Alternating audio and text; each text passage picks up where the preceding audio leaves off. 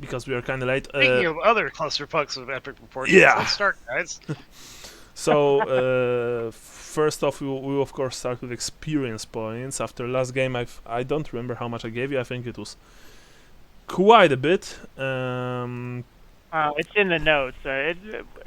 We each got somewhere in the vicinity of 100. Yeah. Sean, one question for me: is this the new mic or the old mic? Well, it's the same mic I always use. I'm just on a different computer because I'm in Okay. California and I bought myself a new computer. Oh, okay. My old Big money over here. Yeah. Well, I've been using a Microsoft Surface for a long time, for many years, and it was finally it can't function without being plugged in anymore.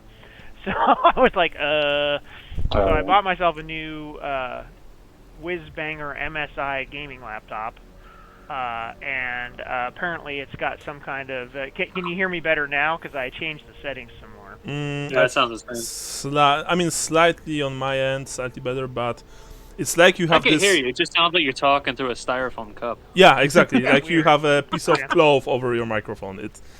It sounds... very Okay, tinny. well, let me see. Okay, that's weird because so it has special software for audio, and so let me see if I can open up whatever that utility is. Okay, you try and you figure it out if you can, and we'll start with XP. Gustav, what are you buying? What are you buying for this session? What are you buying? As much as I want What the- the extra attack that's finally available to me, the thing I've actively been working on is the performer actor. Performer actor. Okay, yeah, sure, no problem. That's what, like, I'm faking the injury. Mhm. Yay! Another performer. Two is better than one, and so on. Lambert, what are you buying? I am buying 6th Sense. Oh, okay. So about this, you need to remind me of this from time to time, because my players, like the group that I've been playing with for 15 years, they always joke that they never take this because when they do, I always It's forgot. It's a required talent for my career advancement. Okay, because Sixth Sense is really on me. I should be the one to ask you to, I believe you roll something, and then if you succeed, then I can tell you that feel that something is off, you know, or Yeah, that it's a something is, willpower test. yeah, or that something is not right. But yeah, it is true. I always forget about this. So I will try and As a remember. sick note, What? Sorry? I can change my name on my thing No. on Roll20. No, please. Wait, actually, I am. Change my image. My image. It just says 6th Sense. I got you. Don't Can you guys worry. hear me now? Oh, now it's Yeah. it's Better? slightly better. Yeah. Okay, I just found the settings in whatever this software is on this computer that is special, and I got it for cat. So that works for you? For now, yeah. For now, we can. I think we can. Here, roll. let me see if I can. Is that better? Is that better? Wait. Is that even more better? Oh, no. Yeah, now it's Is that better. Yeah. Continue. Okay. I mean, all right. I can keep on going. I'm at 71, 75, 79, 80, 90, Oh no, it's 100. now. Okay. Not sure it changed Loud now. anything. Is it? Oh shit! Now it's worse. What's going on here? Yeah, well, that's because for some reason when I did something, it moved. What the fuck? Why do you keep on moving? For some reason, it's deciding. Whoa! What the hell? It sounds like you're trying to talk to me while eating pie. Yeah, that's actually a good, Well, a good comparison. So what's happening is that That the I don't pie get it. is just getting caught in my mouth, and You know what you Sound like should. you're on the International Space Station. That's what it's. yeah, You know what you should You try, could. Sean? You should because it's probably something with Discord. I think it's probably something between Discord and your new computer. either way, it's your fault, and you Yeah. should feel bad Yeah. about it. well, For me, it's see, not what too I thought- distracting. It's like Fucking damn it! worse quality, but Yeah, I mean we Well, can hear yeah. you. Like it's not that bad. Gaston, what are you going to buy? So I started to read through some of those things, and I think I do want to be able to read and write because I'm sick of being stupid. So I Okay. think I'd like to buy that if I can. Yeah, of course. Yeah, you can for sure. Okay. Yeah. And I think I was just gonna go ahead and increase my weapon skill one for now. Oh, In game terms, does that mean that he writes like a child? I mean, if you have like basic, yeah, you kinda like most people in the old world, you know, they can't read or write. So if you can, like on the basic level, you probably still make a lot of errors and mistakes, but you can understand what is written on an ensign or something like that. I believe it's when you have like at plus 10%, plus 20% when you are really literate. But for sure, Gaston, you'll be able to communicate with your skill of read and write without any problems. And you are buying plus 5% to weapon skill, yes? Yes. So that was 200, right? Yeah. Plus Okay. 5 is always 200, or plus 1 to wounds or attacks. 100, and basic skill from your skill list or basic talent from your talent list is always 100. I mean, so I can buy an extra attack. If you have it available for your current career, yes. Because remember that they don't stack like plus 2. For example, if you have on your first career plus 1 attack, then on your second you need to have plus 2 to actually buy another one. You can't have plus 1 on your second career as well, because you already have the additional one that you got before. Okay. Yeah. So which career are you on right now? I'm a Knight of the Realm. Knight of the Realm. Okay, and you were starting with Knight Errant, right?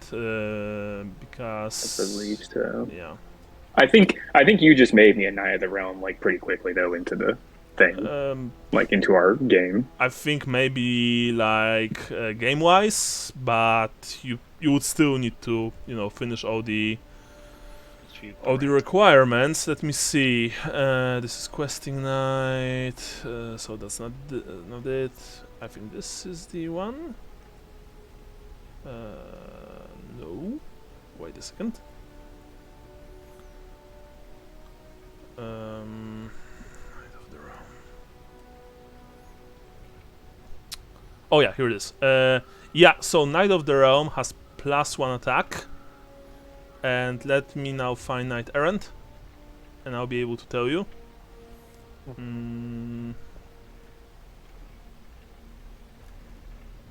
Yeah, so you can't have additional one, sadly, because Knight Errant already, like, he has plus 1, and Knight of the Realm has plus 1, so you would need to go questing Knight to have to get plus 2. Even Grail Knight only has plus 2 attack, so you won't be able to get additional attack even when you eventually reach the Grail Knight. Okay, so two attacks is the most I can have right now. Right now, yes, you can have 2 attacks, and maximum for this, if you continue to be a Bretonnian Knight, you'll be able to get plus like free attacks total. Your basic plus 2 additional. Then of course you can go further. You can be aristocrat, or you can become an officer even, because being a Grail Knight is not the end of your career. Like, you can go further after right. Can I buy a fate point? No, you can't. You can't sadly buy fate points for. Oh no, sorry. I meant luck. No. You can buy luck. There's only a single. Like, there are 2 options. Actually, you can buy luck. That's funny thing. You can buy the talent lucky if you have it in your advancement options. It gets you additional luck point, only luck point, not fate point, and you can buy luck talismans. Luck talismans are they are fairly easy to get, especially in places like Outdorf. I believe they cost like 10 or 15 gold crowns. Yes, they are very expensive, but they also give you a single luck point that you burn, and then the talisman is inert. It's destroyed. Like, I mean, it's not destroyed, but you can't use it anymore. Oh, okay.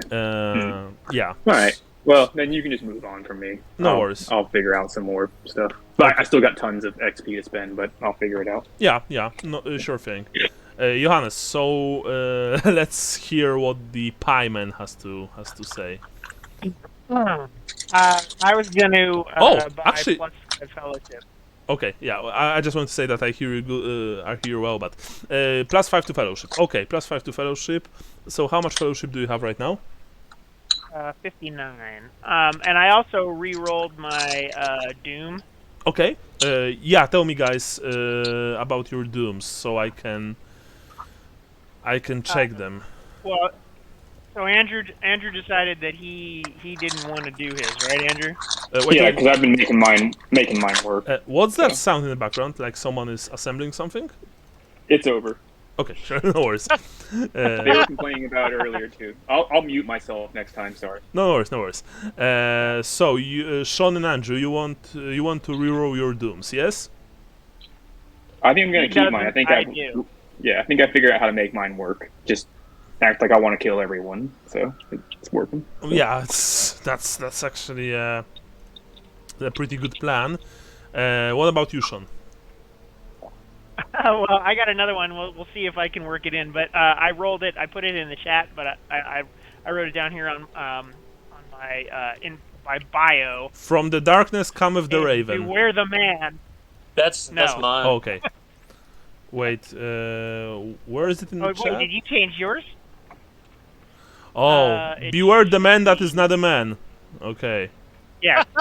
that's very modern and very means progressive. Yeah. Yeah. Okay. So. Beware, Lambert. Yeah. Nevermore. Actually, or you know, that's funny enough, but you can, and I'm 100% serious right now, like no jokes. You can use it when encountering mutants. You can use it when encountering beastmen. Right. You can use it when encountering elves that you, for example, you don't see at the first glance that it is an elf standing before you. There we go. That's actually a pretty cool dooming. Okay, sure. And Gustav, Brian, from the darkness cometh the raven. Yeah, sure. Yeah, that's actually pretty nice as well. Very Morite, I would say. Are we gonna do fortune, roleplay the fortune teller bit, or is this just something we did? I would say that you probably did that in your in the 2 months spent in Outdorf, unless yeah. you want to RP that, no problem. But No. we will need to do that in a spare time, because right now in Bögenhafen. Yeah, so Gustav and Johannes, when you were staying in Outdorf after this whole business with the Dark Elves, you probably visited a shady fortune teller, an old woman living with a black cat, and having this long nose with a large wart on top, and saying, "Ah, sweetie, welcome to my humble abode. How can I help you?" And stuff like that. And you told her, "Well, we want to have our fortune retold or told again." Or told again, and she says, "Well, then show me your hand, left hand only, please." And she told you, Gustav, "Oh, I see. Wait, what should I tell this gullible young man? Oh, I see a raven.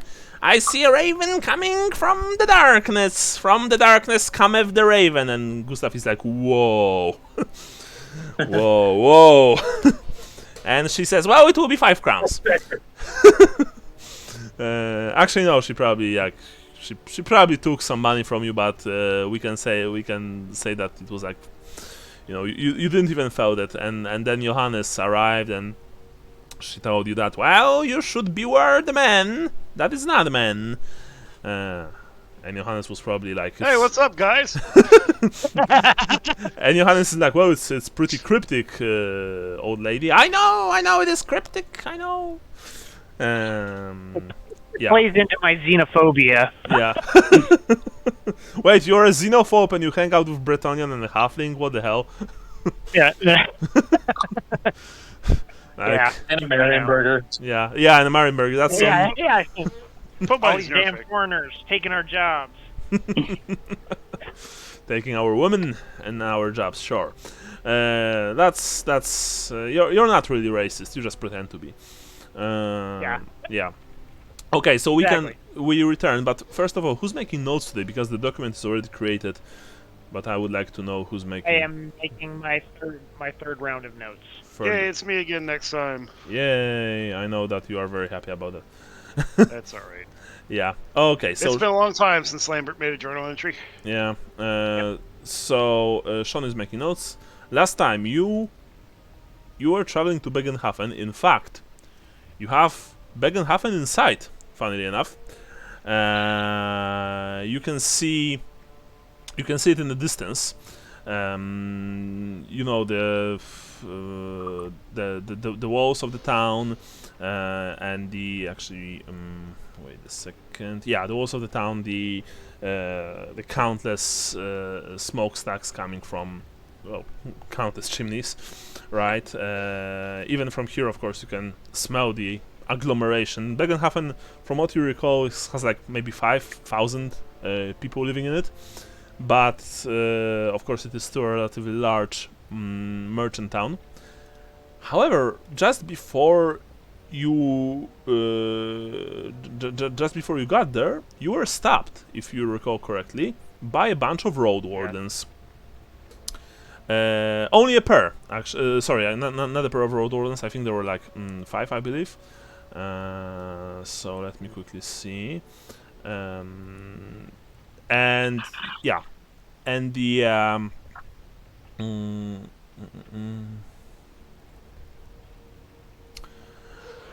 and the couple of road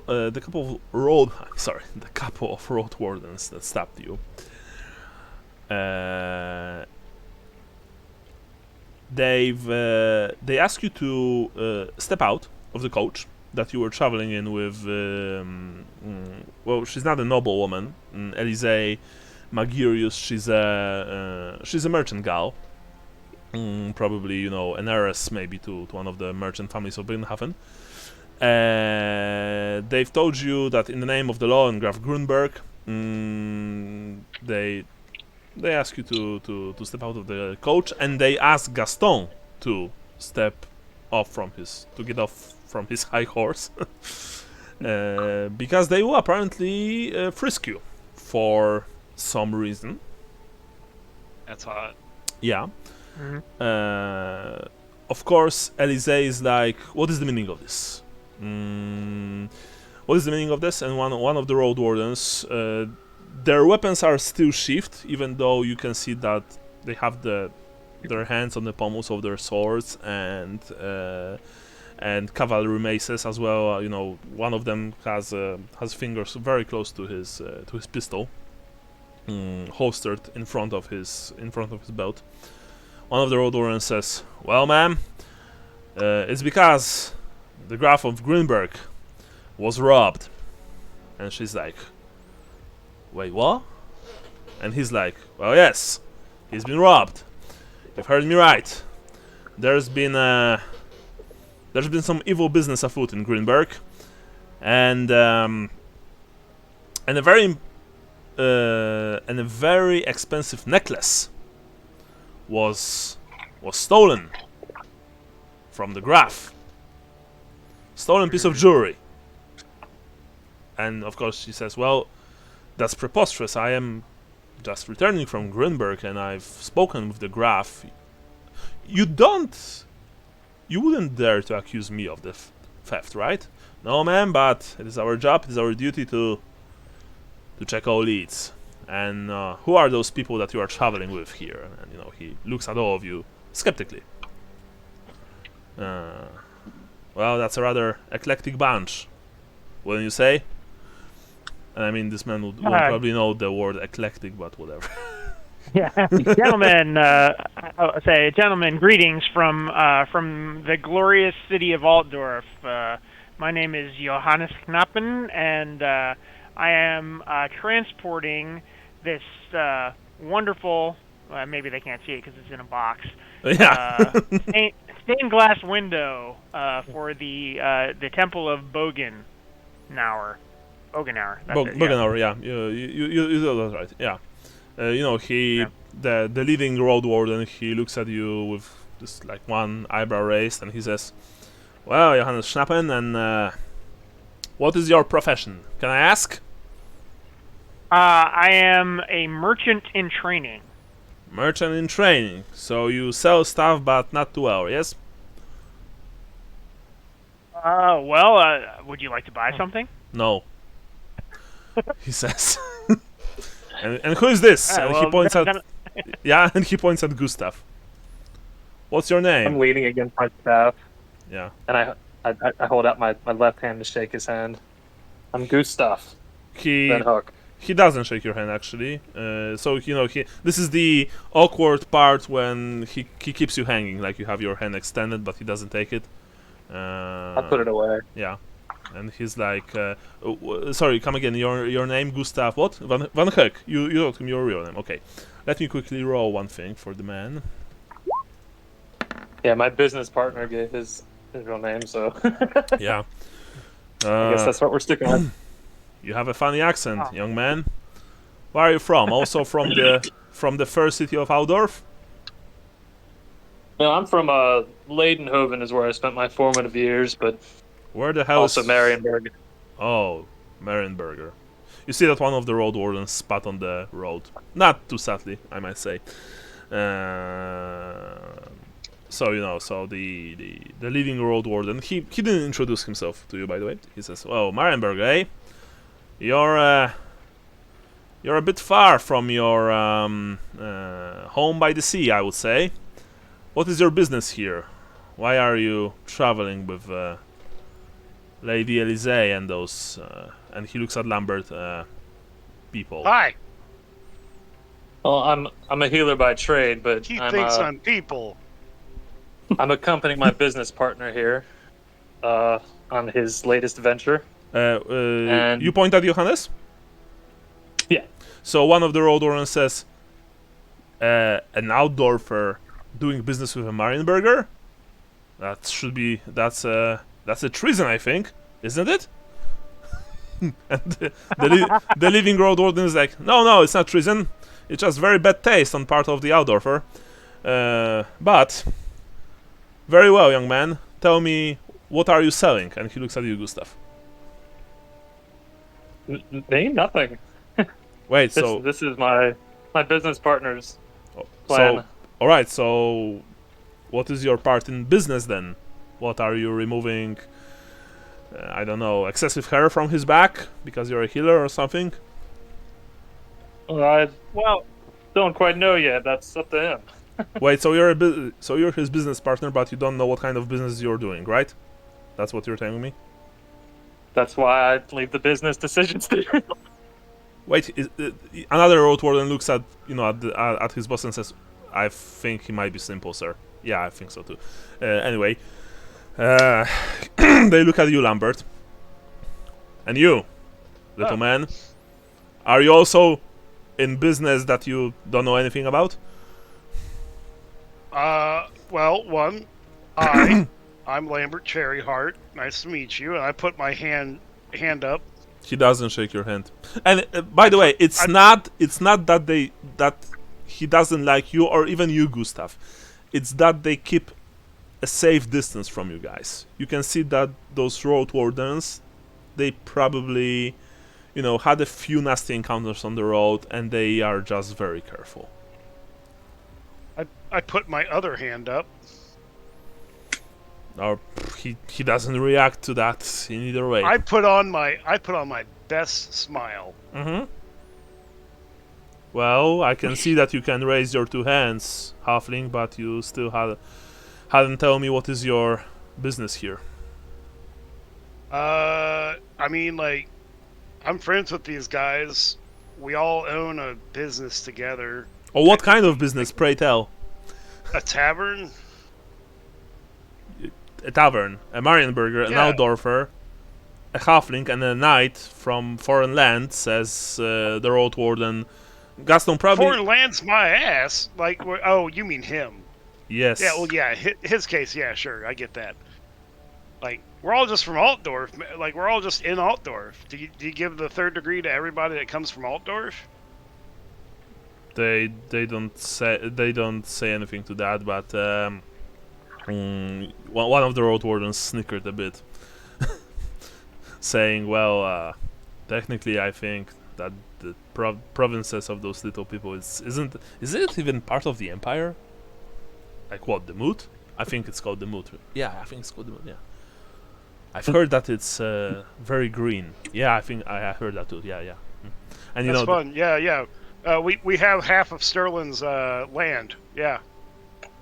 oh yeah, well, Sterland, and you know they clearly have this look on distaste on their faces. You would know, each of you, probably even Gustav, by that point, that Sterland is like a, you know, this red-headed stepchild of impure provinces, at least to many people. So, especially to like people from rich provinces like Rakeland and Wissenland and, you know, Everland, stuff like that. So Lambert, you're not really surprised when you tell them about Sterland that they, you know, that they have this. Oh yeah, Sterland. All right. So, All sir. right. No. I'll lay it out like this. You're asking a lot of questions of an eclectic group traveling the road, carrying a stained glass window for a church And a wounded man. And a wounded man. Please don't interrupt the halfling, says Rotolan to you, Gustav. Continue. I just beam at Gustav. I'm important. Well, first of all, you know in what business you're actually working, so you know that's a bonus. I am getting there. Don't interrupt the halfling. Are you actually saying that to this man? Yeah. Okay, well, let me roll. Nice. Buddy. He actually says, well, and he pulls out his pistol. Interrupting an officer of the law is actually penalized in Rakeland by the article number 6.9 of the blah blah blah blah blah blah blah blah blah. I would also like to speak. With my hands still in the air, I just want to say, as I was getting to the point, are you gonna use that pistol and shoot a sometimes courier for the Church of Sigmar and sometimes worker for the Colleges of Magic, or are you going to sheathe that little piece of shit and let us get on about our business? Well, you see, halfling. Yes. Cross my fingers. Yeah. Like under my robes. Okay, when it says this. You see, halfling. Whoa. I like your style. That said, there's one type of people and non-people that I really don't like. People who have too big of a mouth for their own good. Now, maybe this kind of shitty pillow talk works in Aldorf, where you're from, or whatever the hell you're from. It doesn't work on the roads. But you're right, and he actually, well, he does not holster the pistol, but you see that he's like playing with the what's the word? Not firing mechanism, but you know the you pull this to Matchlock thing. Yeah, matchlock thing. But I kind of like your style, to be honest. It is incredibly dangerous for you, and you will probably get yourself in trouble one day for that. And I'm doing this because he actually wrote double, not you, Lambert. That's actually the important distinction. Can I make a academic law check? Like I have academic knowledge law. Yeah. To develop some like obscure legal precedents that a person working, even if it's a lie, working for the church cannot be accosted by the road wardens. Well, if you are trying to use actual academic knowledge law and you want to present it to him, it can be a lie, really. Because otherwise, if you want to lie to him, by all means do. It's just charm. I'm using actual academic law. In that case, you are trying to remember an actual, like, you know, like precedents, stuff like that. Of course, you can, by all means. Roll on your, I would say, basic level. Yeah, because you have academic knowledge. It's Yep. Okay. Yeah, so please RP that. I am very curious. In the case of Gilbert Ulfstetter versus the oh fuck, I can't remember these people's names. I'm sorry, Reichlanders have the weirdest names. It was something like Gut Bub or something. Now In you, his act, yeah, when you are talking, when you are saying that, and Raklands have weirdest names, you see that two of the road wardens got a little red on the face. You are, maybe they think that you are, insulting them slightly, but they're not saying anything. By the way, they're not saying anything. They listen to you. Yeah. in the years of 1237, 1283, 1386, and 1470, no road warden can interfere, and no officer of the laws of the province can interfere in the church's comings and goings between provinces. We are acting as conveyors and couriers of a holy assemblage for the local deity of Bögenhafen, and acting in this as representatives of the Church of Sigmar. And I cross my fingers behind my back. So, I actually do have their stats, and I'm very curious if they have academic knowledge law. No. They can't even read and write, so But they, so they look at you, rather surprised. You can see that they didn't expect that. And Gustav, Johannes, and Gaston, you are probably pretty surprised as well. I bet that you didn't knew that Lambert was so well versed in the academic knowledge law. The leader holstered his pistol and says, "Well, very well. We don't really want to piss off old Bögenhafen now, do we? Yes, so let's just forget about this little misunderstanding here. Sir Cherryheart, is it? Yes? I appreciate your vigilance, and I understand where it comes from. Now, and I should let. But let's also not push it too hard, right? You will be able to travel to the city with the stained glass window. Hell, we'll even escort you there. After, we'll check if you don't have the stolen goods on you. Sure. But yes, please. Do I need to retrieve the luggage from the carriage for you, or what? We'll take care of that. And don't worry, you won't lose a single thing, says the road warden officer. You can even watch us checking out your belongings, and of course we'll need to pat you down. You know the drill. And I hope, and he looks at you, Gaston, that this won't be a problem, Sir Knight. I would like for you to remove your armor. Are you trying to see me naked? No, I'm trying to see you without your armor. Well, I don't wear any underwear. How are you wearing armor without wearing anything under it? I like to feel the steel on my body. Manly, man. Now, there's this thing. While we normally don't stop people traveling doing Tempo's business, we are not really adverse to stopping people who are trying to sass us, if you catch my drift. Of course, you're a nobility, sir, so I wouldn't even dare to put you into manacles. That said, I would like for you to remove your armor, whether you have anything under it or not. It must be a Bretonnian thing, You guys right? want to see me naked? I think they want to see your Angus. Actually, you see that Elysée looks eyes Gaston with big interest when he says that, although she's trying not to stare too much. All these fair maidens really want the lance.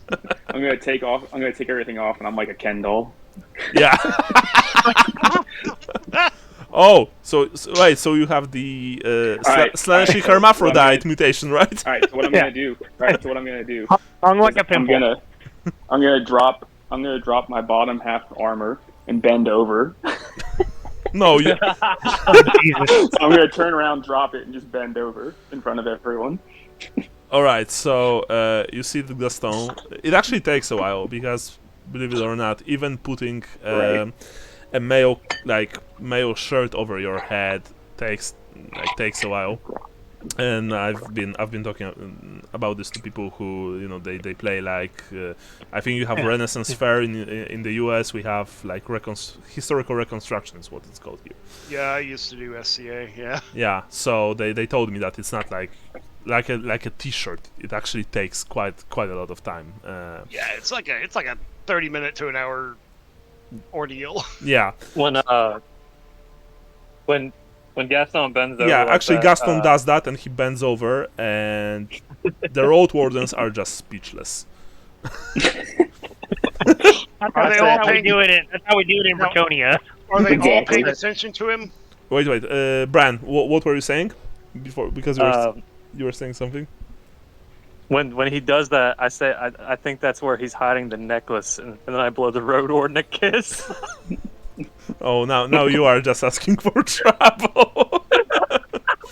Actually, you know what? Sorry, roll charm, Bran. That's the thing. Johannes rolls his eyes. Yeah. I don't like what Can't they're take you doing here. So anywhere. I feel like I would be sassing at this point. Yeah. Oh, nice. Yeah. Okay. So, when you actually said that, you just realized that you perhaps pushed your luck a bit, and you still remember the hit that you received from Kunibald Klosterman, the Imperial captain on the crime scene in Aldorf when Lambert's family was found. You remember that he struck you very hard, and yeah, those wardens, they don't look like they're messing around. However, when you said that, they all they literally and genuinely laughed. Yeah, you're a good comedian, Marienberger, says the officer. When you eventually reach Bögenhafen, maybe you should hire yourself as a as a jester in one of the inns or or one of the clubs. That's a good one. That's a good one, he says. I do think I have a genuine lead for you, though. There were bandits not far from here. I think it was to the north. Yes, we found their camp. We also found the traces of your carriage. That's why we rode after you as fast as we could. But we must do what we must do. So please, and he and his men proceed to check you from You want top. us all to get naked? No. He says, Can but I get naked anyways? no, because if you will get naked, I will have to arrest you for indecent behavior. That guy's getting naked. Yes, but he's nobility and you're not. And he's from Bretonia You and don't you're know not. that. I mean, no matter what you tell me, halfling, I've never heard of a halfling noble. How dare you? Uh, No, that's fair. yeah. And so, first of all, they ask you, Gaston, to put back your pants up at least. And then they actually check everything. And it takes them quite a long time.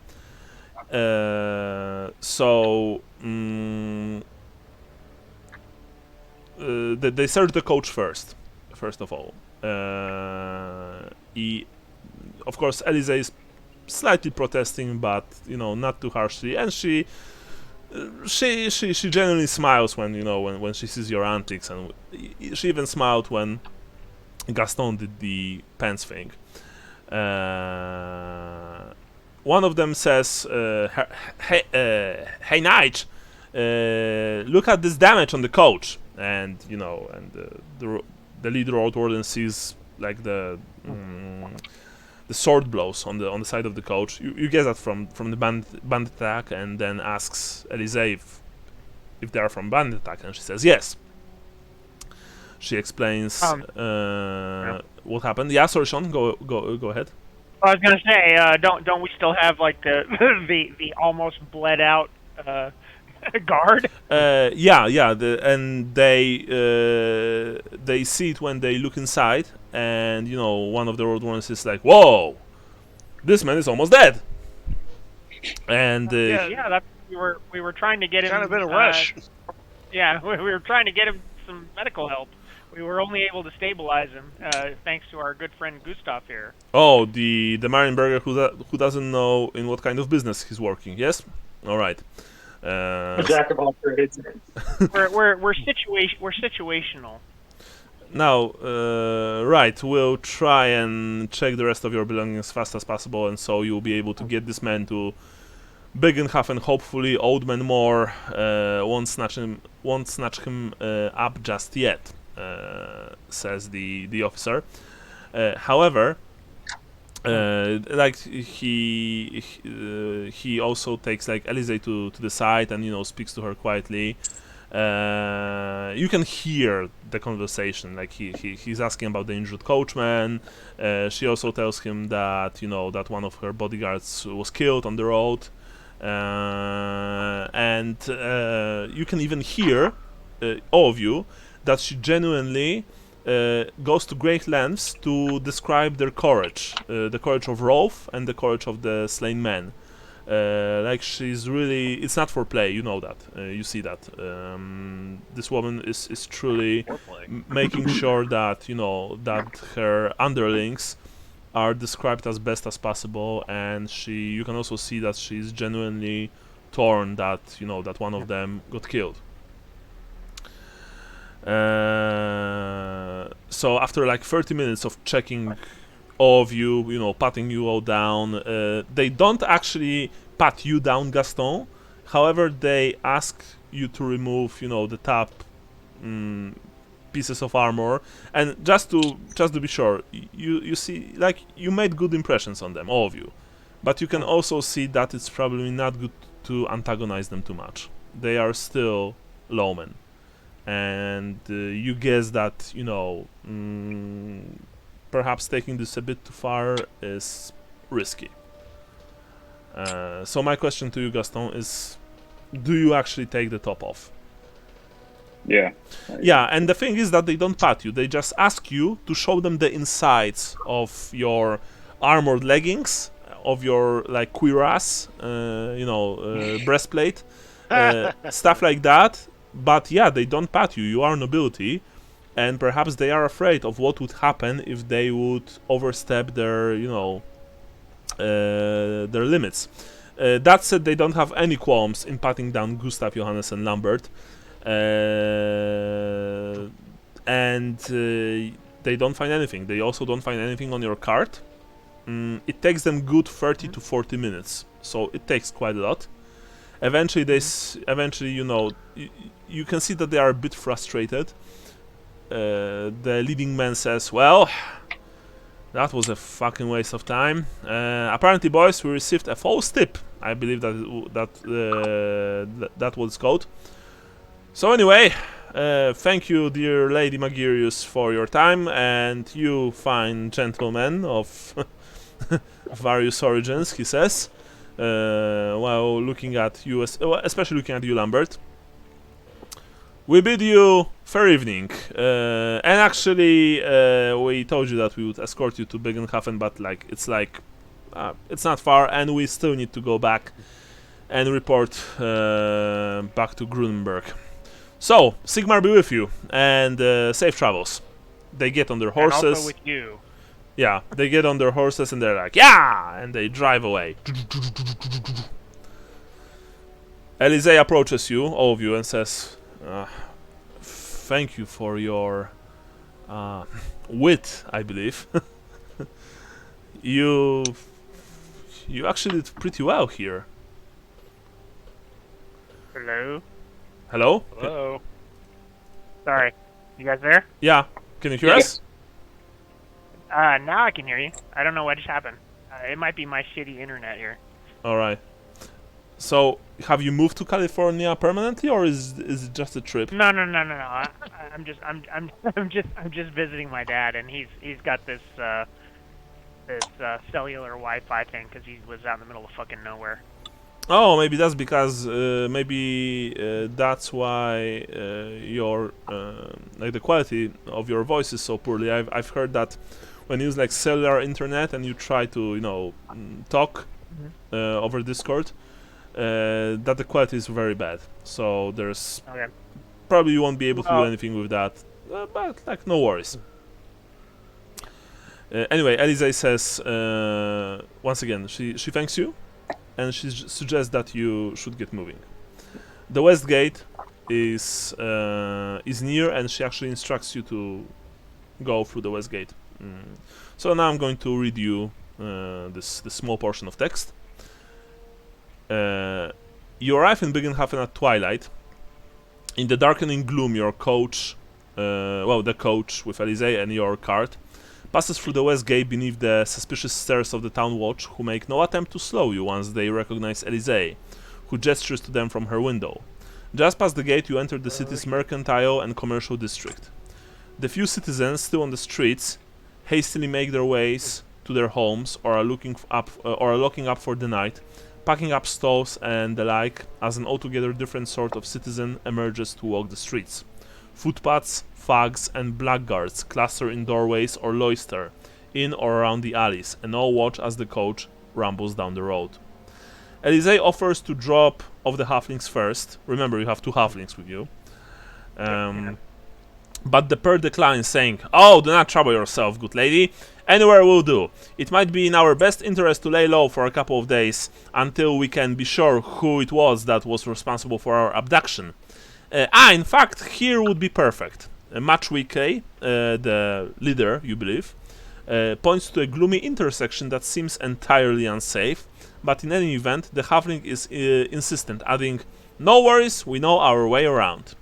When the coach slows... Wait a minute.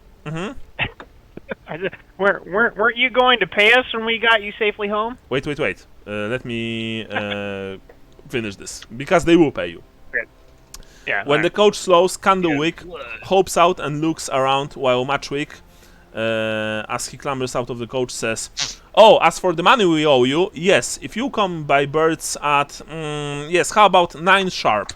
Birds is a riverside," and you can see that he's hesitating, "restaurant, at the docks. I think we might have a way of doubling your pay. Until tomorrow?" And he asks. Yeah. Till tomorrow. So if no one else is, making any objections, then the both halflings jump from the Bye, guys. from the coach. They just wave to you, and you can see that they disappear in the, darkening streets of Bögenhafen. So note that tomorrow at 9, 9 morning bell, 9th morning bell. You have a meeting with the halflings at Birds, supposedly a restaurant at the docks. Right. I crack a smile. Yeah. Now let me quickly see one thing.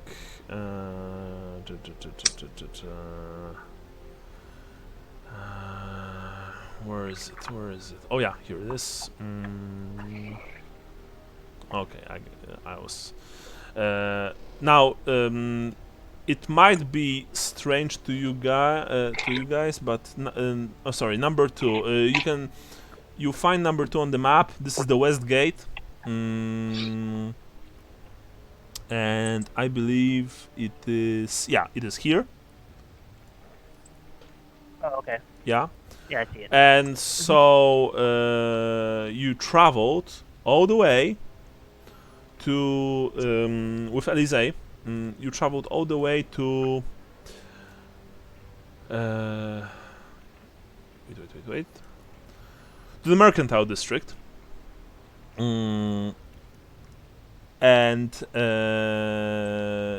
you escort her to her family townhouse.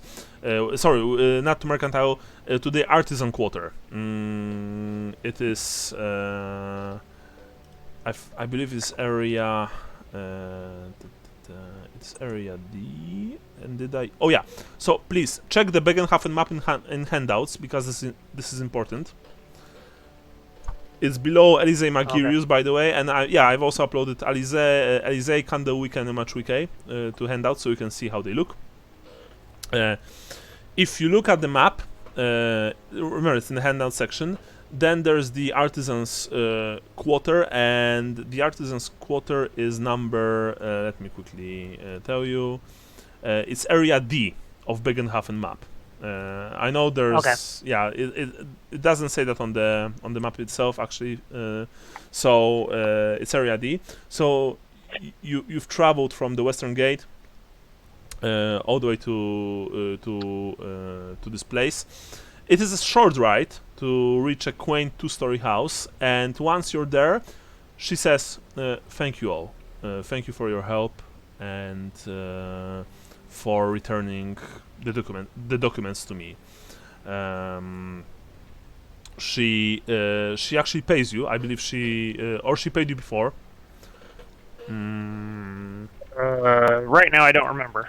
I don't think she did. But- Yeah.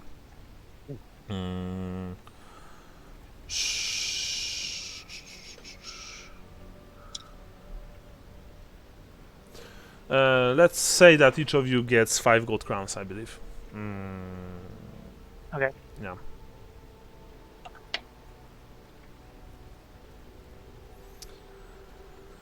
She pays you all 5 gold crowns, and she said, well, like I said, once again, she thanks you, and she says, "A few gold crowns is scarcely thanks enough for the service you have rendered. If you are in need while in Bögenhafen, and it is within my power to help, do not hesitate to call." Now that you've dropped her off, it's fully dark, except for the dim light cast by the lamp set along the main road through the Artisan Quarter. You are free to do as you wish, but probably you guess that you should find accommodations soon. Elysee actually recommends you a place to stay. It's called Cadbury's. She says that it is a small and unpretentious hotel near the entrance to the quarter. She says that it's a very nice place. Do you travel there? There's a stable for the animals and the cart. She says, yes, there should be a place there without any problems. Hey, can we take a short break? Yeah. I just wanted to propose that. Yeah, let's take a few minutes break and we'll be right back. Okay. All right. Okay, cool. Bye.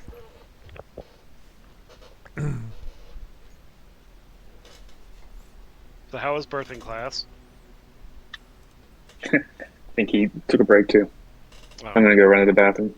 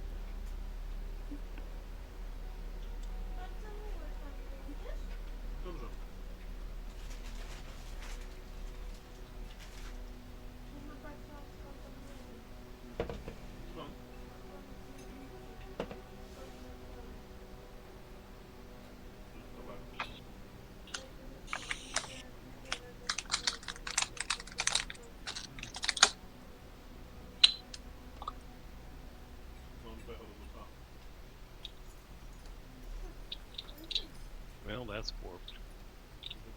Hmm? Building this Crassus tank. The transport. It's got a warped piece. This is a different thing than the other one that had a work piece. Anytime you order resin, you're going to have some warping. This one's just annoying because it's such a big, thick piece. Right. So I'll have to toss it into a pot of boiling water for probably 5 minutes before I can straighten it out. Thing's basically a big brick. Yeah. Alright.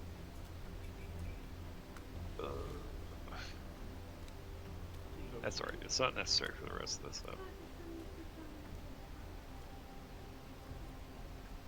though. Oh, man.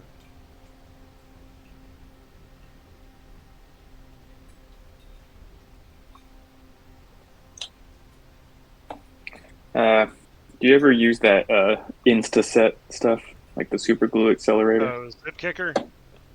I used to back when I played like War Machine, when I had like a whole bunch of metal models. Uh-huh. I imagine it works fine on plastic, but on like metal it was pretty shit. No, it works great on plastic. It's good for magnetizing, I find. Some metal, you don't have any other option than to use that. But Yeah. I think it makes the bond kind of brittle sometimes. So, like, I would find another way to reinforce the bond. You know what I mean? Like, make the contact point stronger. Yeah. If Cut a few strecks into it, or scratch it up, or pin something.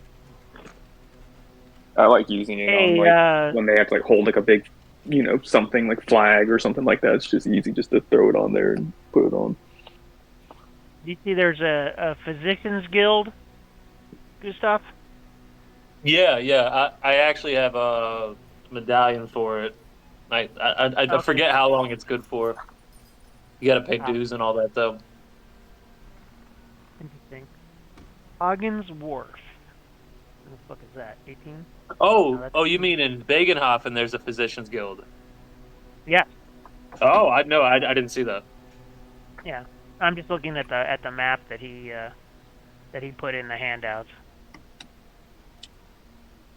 I will say the effect on your voice does make you sound wimpier. Ugh. Like a It nerd doesn't make getting a me wedgie. Doesn't make me sound more manly. Yeah, well, I mean, You really sound like I don't Urkel. know. Cool. Well, I feel like I always, when I listen back to the things, I feel like I always sound like fucking Urkel. Bögenhafen. Back in the middle of town. So, Bögenhafen is not the quaint little town we thought it was, huh? Or I thought it was. So did he say Cadbury's is where we're going? It sounded like you said, yeah. All I could think of was the chocolates. Right, exactly. That's what I thought too. Yeah. But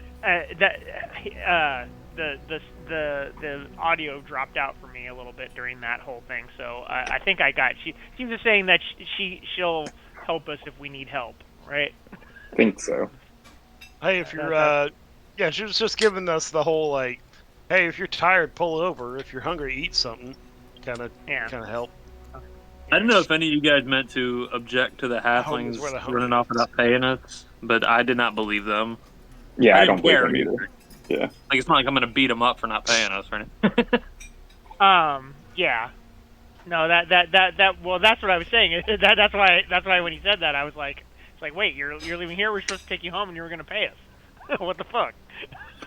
I'm Right. actually kind of concerned if we show up to wherever at 9 a.m., they're going to try and rob us. Like a bunch of other Well, halflings. I was gonna say, I feel like they're afraid of Gaston though, so they're not, or at least Maybe. they could be.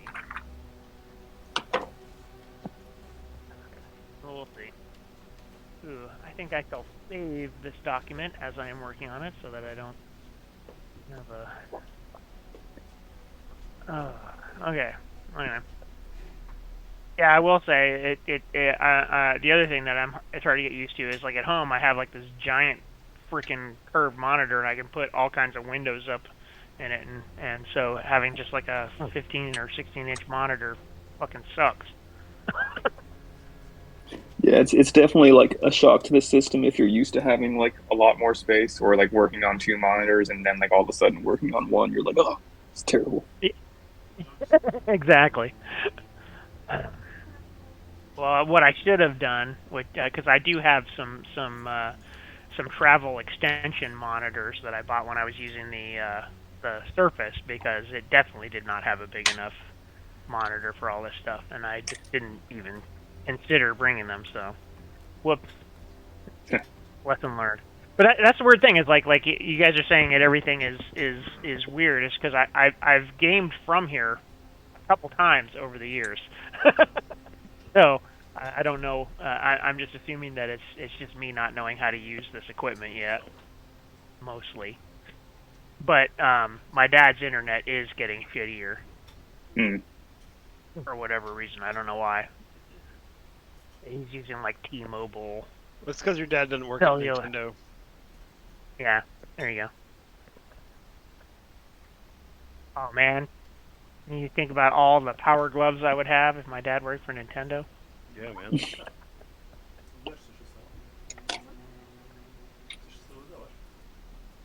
Oh, jeez. All right. Lost. Oh shit. So the other thing in the timeline is like, are we supposed to bring the stained glass thing like right now, or are we supposed to bring it in the morning, or? I don't know. I kind of feel like we should bring it where it needs to be now. Well, but that's what I would like to do. I don't want this fucking thing. I don't want to babysit it all night. Bad enough we had to babysit it on the way here. And I was gonna say, we're just say if anybody asks you again, good stuff about what we do, what our business is, we're importers, exporters. Okay. With boats, right? Yeah, we import and export luxury goods.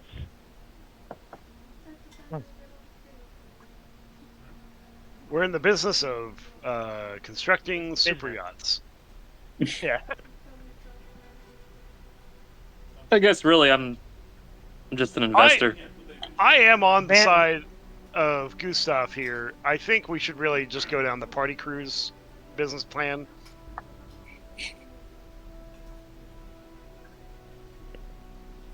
Where's the merchanting in that? Selling drugs. Oh, there you go. Well, we could change our name from Prestige Worldwide to Vanderlei Enterprises. Right.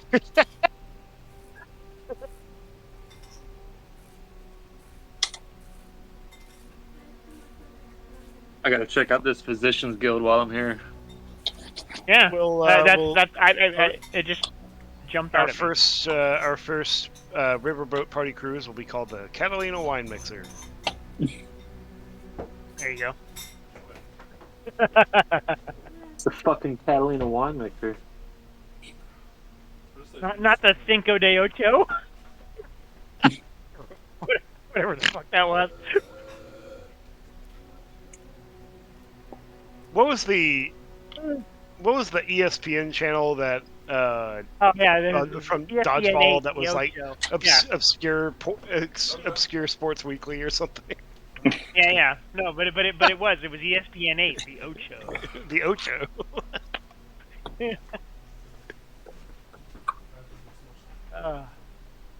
But nothing beats that time I was in a restaurant and they actually had fucking Dodgeball on ESPN up behind the bar.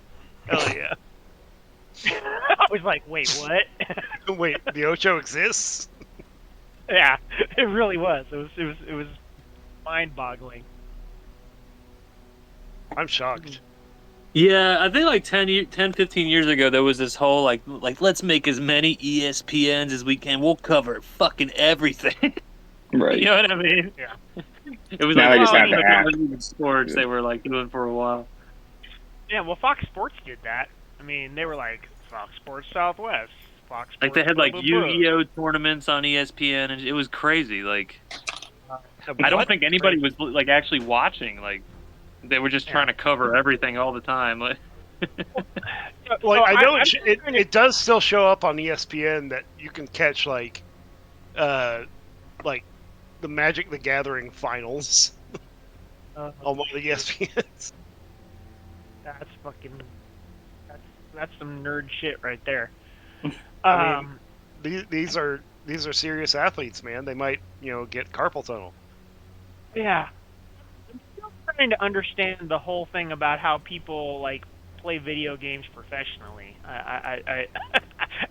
My brain doesn't quite wrap around that. That's because you suck at video games. That's true. I do. these are the people that like make video games unenjoyable for me. Yeah. You know what I mean? Like if you watch people play StarCraft competitively, like I hate these people, man. Like the shit they do is like you're trying to break the game. Yeah. You know what I mean? You're not a pro player. You're just a dick. Yeah. Right. Well, that's my son likes to watch lots of accounts of people playing where they're like, I'm going to play this game, like I'm going to play Project Zomboid with only defects or only attributes that penalize me. I mean that actually how long sounds I kind of live. fun though. I was like, I'm Like, nearsighted. I played Zomboid with like nearsight and obesity, and Okay, cool. it sucks, but you can get it done. Yeah. Nearsight, I obesity, heart condition, and smoker. Yeah. Oh man. Well, I named myself Big Red. Nice. The thing that pisses me off about Project Zomboid is the no watch. I'm like, I was alive in 1996 and I had a fucking watch. Yeah. It's like, what the fuck? Why is it that you have to fucking find a zombie to get a goddamn watch? Anyway, that's Yeah. There's this get off my lawn. guy on YouTube called Snamwitches, and he makes his whole shtick, when it comes to his channel, is that he's completing the hardest achievements in video games, and I love watching him. Like seriously, that's not only is he very entertaining, like he knows his stuff in front of the camera. Like I wouldn't have patience for this, completing every single Halo game with all the variables that I know turn your guns into water balloons, stuff like that. Oh, I've watched that with he did it for the BattleTech PC game. One of the achievements is like kill 5 mechs with 1 mech in a single shooting phase. It was like, okay, so you got to cripple something and hope it doesn't die. Yeah. So I respect people like that a lot. Anyway, we will return. Just a quick info from me. I'll probably have to step away for like 10-15 minutes because our stroller is almost here. So Oh, you know, yeah. So I will have to g- get it to the apartment in like 10, 15 minutes, something like that.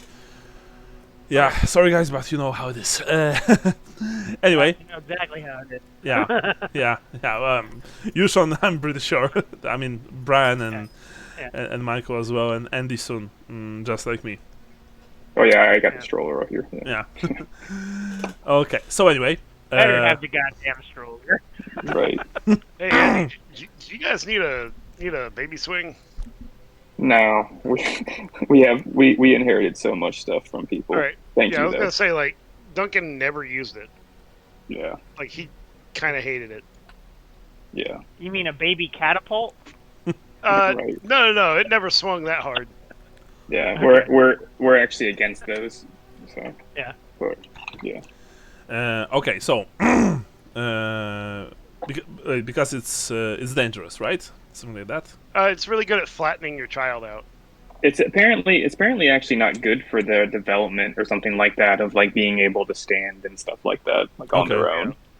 Okay. So, Okay. but yes, it probably is dangerous Maybe too. that's what's wrong with my kids. Oh, no, obviously I use that too. I'm fine. But yeah, Okay. So, I will probably quickly describe each area of the city to you once you reach it. So for now, for example, the artisan quarter. Tell me, you guys rolled for common knowledge Bögenhafen last time? You can do this. You can do this again. It's common knowledge Bögenhafen. Is actually, sorry, common knowledge Empire. Those from Bögenhafen have Yeah, plus 10%. If you're not from Bögenhafen, of course you don't. If you're not from the Empire, if you don't have common knowledge Empire, you can roll. So Gustav and Gaston, I think you can't. Actually, Gustav, yeah, you I would- can't. Yeah, you would be able to, but minus 10. Johannes and numbered on your basic.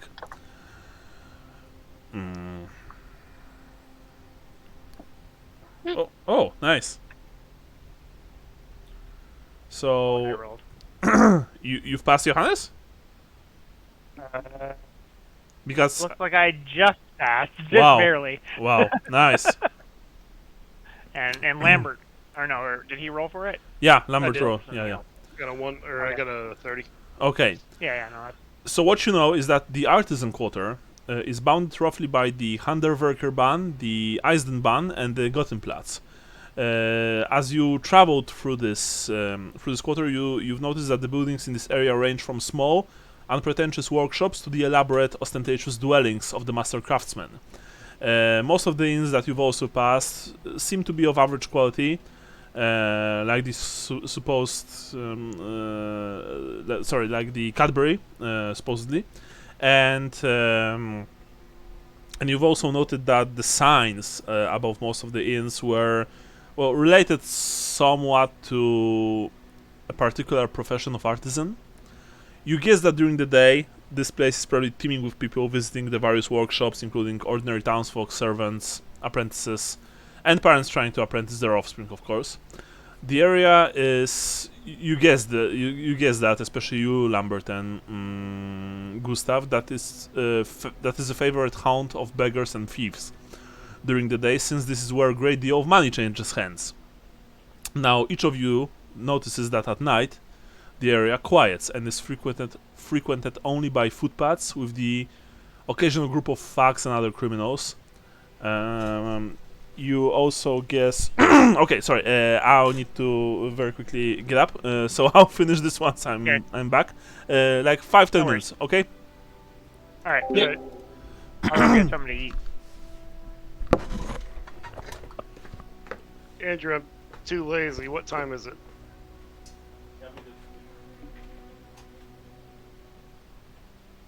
All right, good talk.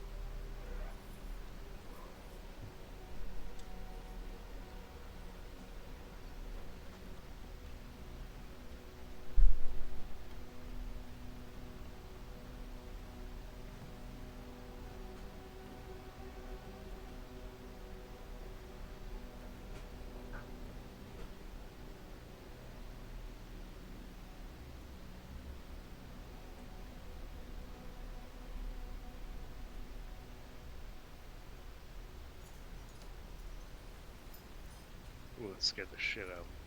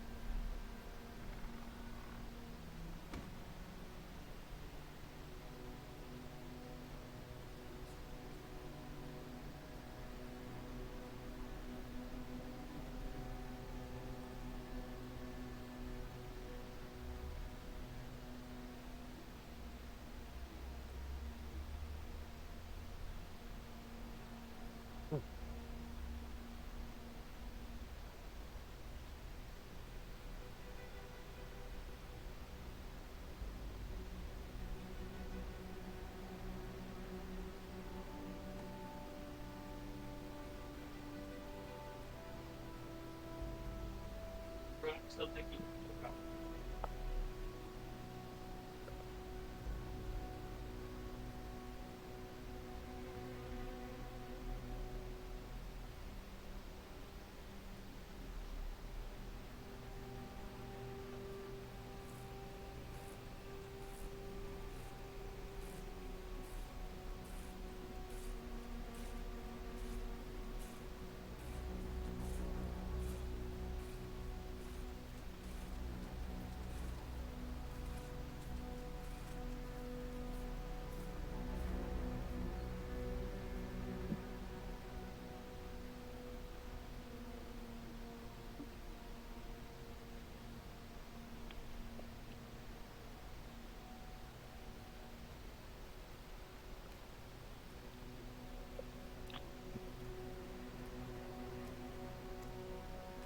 Anybody else there?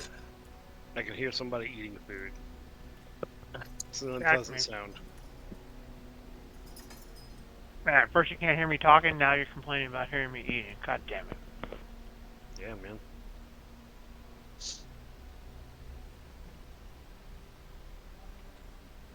It's a very unpleasant sound.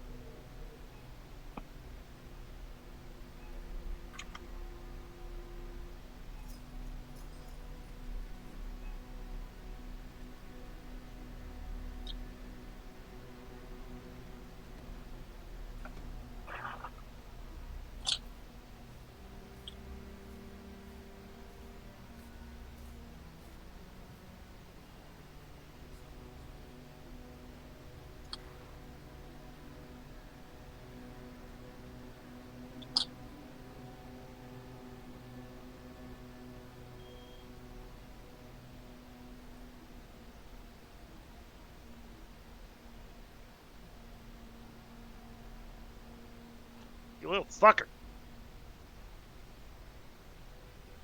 Squirrels. No fucking wasp in the house.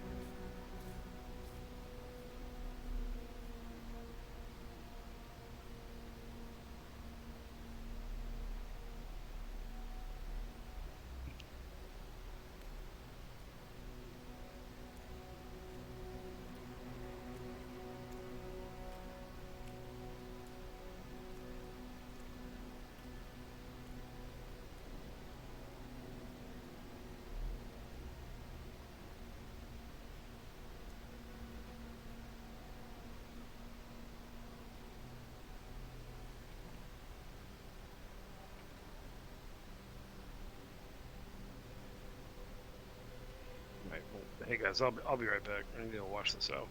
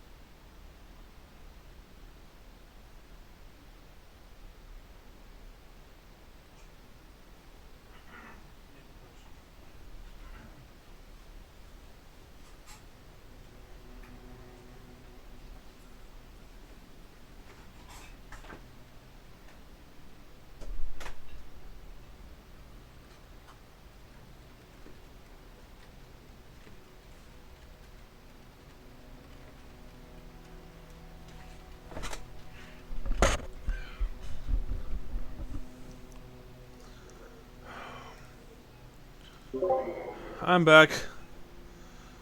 Oh. Everyone's here? I don't know. I'm here. I'm here.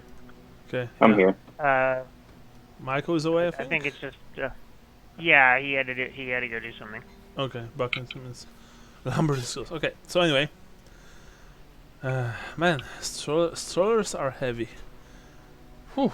They can be. Yeah. Oh, this one is. Yeah. It's like in two huge boxes, so you know. Mm. Yeah, have fun with that later. Yeah. Yeah. Well, fortunately we have a lift, so you know that's a good Yeah. thing. Sorry, elevator. Anyway. Yeah. No. Mhm. So Sean, what was that? I was gonna say, yeah, we know what a lift is. Yeah. I think his lift is more I think British term. Pretty. Yeah, instead Yeah. of the US. So anyway, at night, the area quiets, frequented only by footpaths with the occasional group of thugs and other criminals. Protection rackets are a thriving business in this part of town, and you guess, Gustav, that the monies earned, monies actually, M-O-N-E-S, earned from Money. the tradesmen is a big part of the local Thieves Guild income, you guess. You also haven't seen a single guard patrol yet. It's pretty chilly, given that it's autumn. So where are you going now? You dropped off Elysee, you got paid 5 crowns per head. I need to put that on my feet. So are you going to Cadbury's, or are you trying to find something else? Remember, you don't really know this town. It's not a city, it's a town. Right. Of course. We were. Is it? Did we pass by the temple because I mean, is everything closed up for the night? We would love to drop it off. Well, the thing Drop off is, you don't really know. That's the funny part. Okay. Because after this whole day of travel, you were really exhausted. The town is well, it's mostly dark during the nights. Of course, you know the main streets, the main alleys are lit by lanterns, but still, you passed along the way what you think was a town hall, perhaps. You've passed what was probably, yeah, some kind of temple, maybe even multiple temples. You thought you'd seen the Temple of Sigmar, for example, in the gloom. Well, you know, it wasn't that gloomy because the religious like center that you've traveled through was pretty well lit. You recall that it's called Gittenplatz, the Square of the Gods. So to you know, this is the literal translation. And it was mostly deserted. That said, right now most people are indoors, you think, in Bögenhafen. Okay. You're pretty So sure are we that on, you won't be able to go to the Bögenhauer temple right now. Right. Okay. So are we on Handwerkerbahn or? I mean, you're somewhere here. It doesn't matter exactly where you are right now, like the place. You're in this area. We're in that triangle. Okay. Yeah, somewhere here, because this is the you know, this is the artisan quarter, and I think as I mentioned before, it is bounded roughly by Handwerker, Eisden, and Gittenplatz. So Handwerker, Eisden, and Gittenplatz right here to Nullnerweg. Yeah. Of course, remember, you don't have a city plan. You don't have a map. This is only for US players. Okay. So, for example, right now, if you would like to get somewhere specific, you would need to ask people. You wouldn't be able to go there. You know, I want to go there, but you don't know where there is. Elise essentially gave us directions to Cadbury's, though, correct? Or is that not the case? Yeah, I think we should just go there and call it a night. So, yeah, Michael's not yet, but what about you, Brian, and you, Andrew? Do you agree? Yeah, it works for me. Yeah, we're going to have to figure out a way to guard this overnight, though. This kind of like a shady town. Yeah. So you take your cart with which is I believe pulled by a single horse, I think. Yes. Yeah, towards the Griselda to be yeah clear. Griselda the horse. Towards the Cadbury's hostel. You along the way, you felt being Turned. watched. No worries. Along the way, you felt being watched. You even saw you've seen a few groups of rather unpleasant fellows eyeing you from the shadows, but probably because Gaston is with you, they haven't made any aggressive moves. They didn't make any aggressive moves, but even so, you are. Yeah, thank you, Michael. And as you probably see, I've written Sixth Sense in the top right corner. Although it only really works where there's danger, and right now you're not in danger. So, I was gonna say, aren't they afraid of Gaston? Yeah, that's. I just noticed the "It's Always Sunny in Bögenhafen." And so but you guess that Bögenhafen in itself, except maybe for a single quarter, is probably pretty dangerous at night. Given the amount of footpaths and thieves. And the only guards so far that you've seen were at the west gate, and in the in the light of their torches and lamps, you've actually seen that the guards here apparently they were white and purple. Purple is a very expensive dye, and probably showcases the town's incredible wealth. They were also really well armed and armored for what is a town watch. Steel plate armor, of course not full plate like the one that Gaston has, but elements of steel plate armor, mail. Their halberds looked sharp and well maintained. The officer in charge had a pistol strapped to his chest. So you guess that the watch here is probably pretty well paid and motivated. You eventually make your way to the Cadbury's, and it is a small story stone building. It has a thatched roof, by the way, which is rather unusual for imperial buildings within cities and towns. Like thatched roofs are mostly found in the countryside. Because in larger urban agglomerations they are considered a danger. Once a fire starts, well, there's really it would be hard to put it out. There are like few people standing outside with mugs of beer, and they chat loudly, they laugh. What are you guys doing? You have your cart with you. You have the Griselda the horse. What now?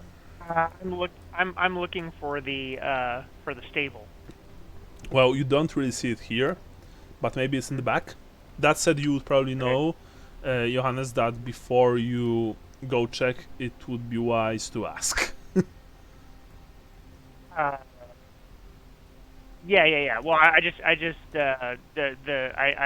yell from the cart like, hey, gents, where's the stable for this fine establishment? Stable? Says one of them. Oh, it's in the back. You're new here, eh? Wait a second, I'll fetch one of Amos's boys to help you. And you see that the patron disappears inside the building with his mug. In like a minute, a very young boy of 13, maybe 14 summers emerges. You can see that he has dirty hands, and by that I don't mean that they are covered in grime, but it's clear that he was working in a kitchen. He even has flour in his sandy hair. He stops in front of you and he looks at Gaston with wide eyes, He stammers like, welcome to Cadbury's, good sirs. How can I help you this fine evening? We need a place to stable our horse and our cart for this evening, and a place to rest from our long travel from Altdorf and have some of your fine food and drink. Oh, very well. In that case, may I suggest, and he once again looks at Gaston, not sure if he's not going to get killed in a second because, you know, he told the knight what to do, that you go inside and speak to my pa. Amos is his name, and he will be able to help you, and, you know, to take the coin from you in exchange for services, of course, and I'll take care of your cart and the horse. Here's the silver, my good man. But do you actually give him silver? Yeah. And well, in that case, you know, he takes the silver and he looks. Thank you so much, miner. Then in that case, please let me take the cart to the back. And so you can see that he approaches Griselda and she's not reacting in any negative way to him. The kid apparently has a good hand when it comes to animals because she, you know, she's not trying to bite him or anything. I'm gonna take all my gear out of the cart before he Mm-hmm. goes off with it. Yeah, Gaston, you're on your horse, right? Yes. All right. Johannes Lambert, do you also take your gear out of the cart? Yeah. Mm-hmm. Johannes, do you tell the kid to watch out for the stained glass window? I do. I say be very careful with that. That's a window for your Temple of Bögenhafen. Oh, and you see that he makes a rather unusual symbol. Probably the symbol of Bögenhafen. And of course he says, very well, miner. Of course. I will be. I'll make sure that nothing bad will happen to it. I'm gonna go with the cart, I think. All right, sure. And I was gonna say I'll probably. And I glare at Johannes. I was gonna go put my horse back there myself with him. So All right. See where it's going. Sure, no problem. Okay, then I'll come meet you in the back and relieve you then. But I think somebody should sit with the cargo. I did it last time.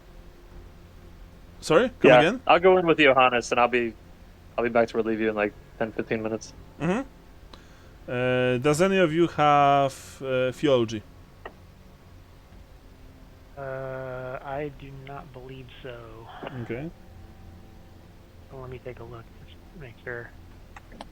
I don't think I do, but that's a Doesn't sound talent. like something I would have. Theology. I mean, I think no. It's like knowledge theology. You know. Oh, No, knowledge. Would it be common knowledge? Yeah. Right. Academic knowledge theology. Academic knowledge. Yeah, it will Oh, be common. Yeah, it will be academic in this case. What is my academic knowledge?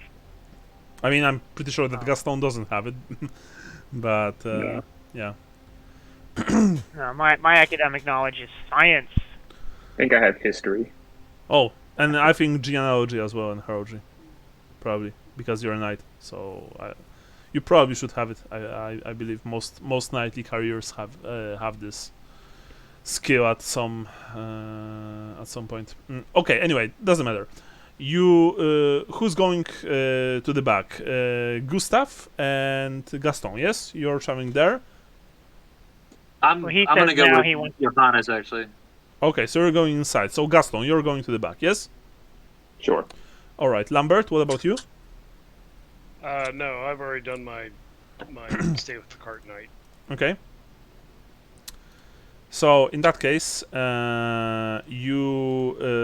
Gaston, you go out back with the kid, and you can see that he's driving the cart extra careful, making sure not to hit anything, any barrels standing on the side or the corner of the building, stuff like that.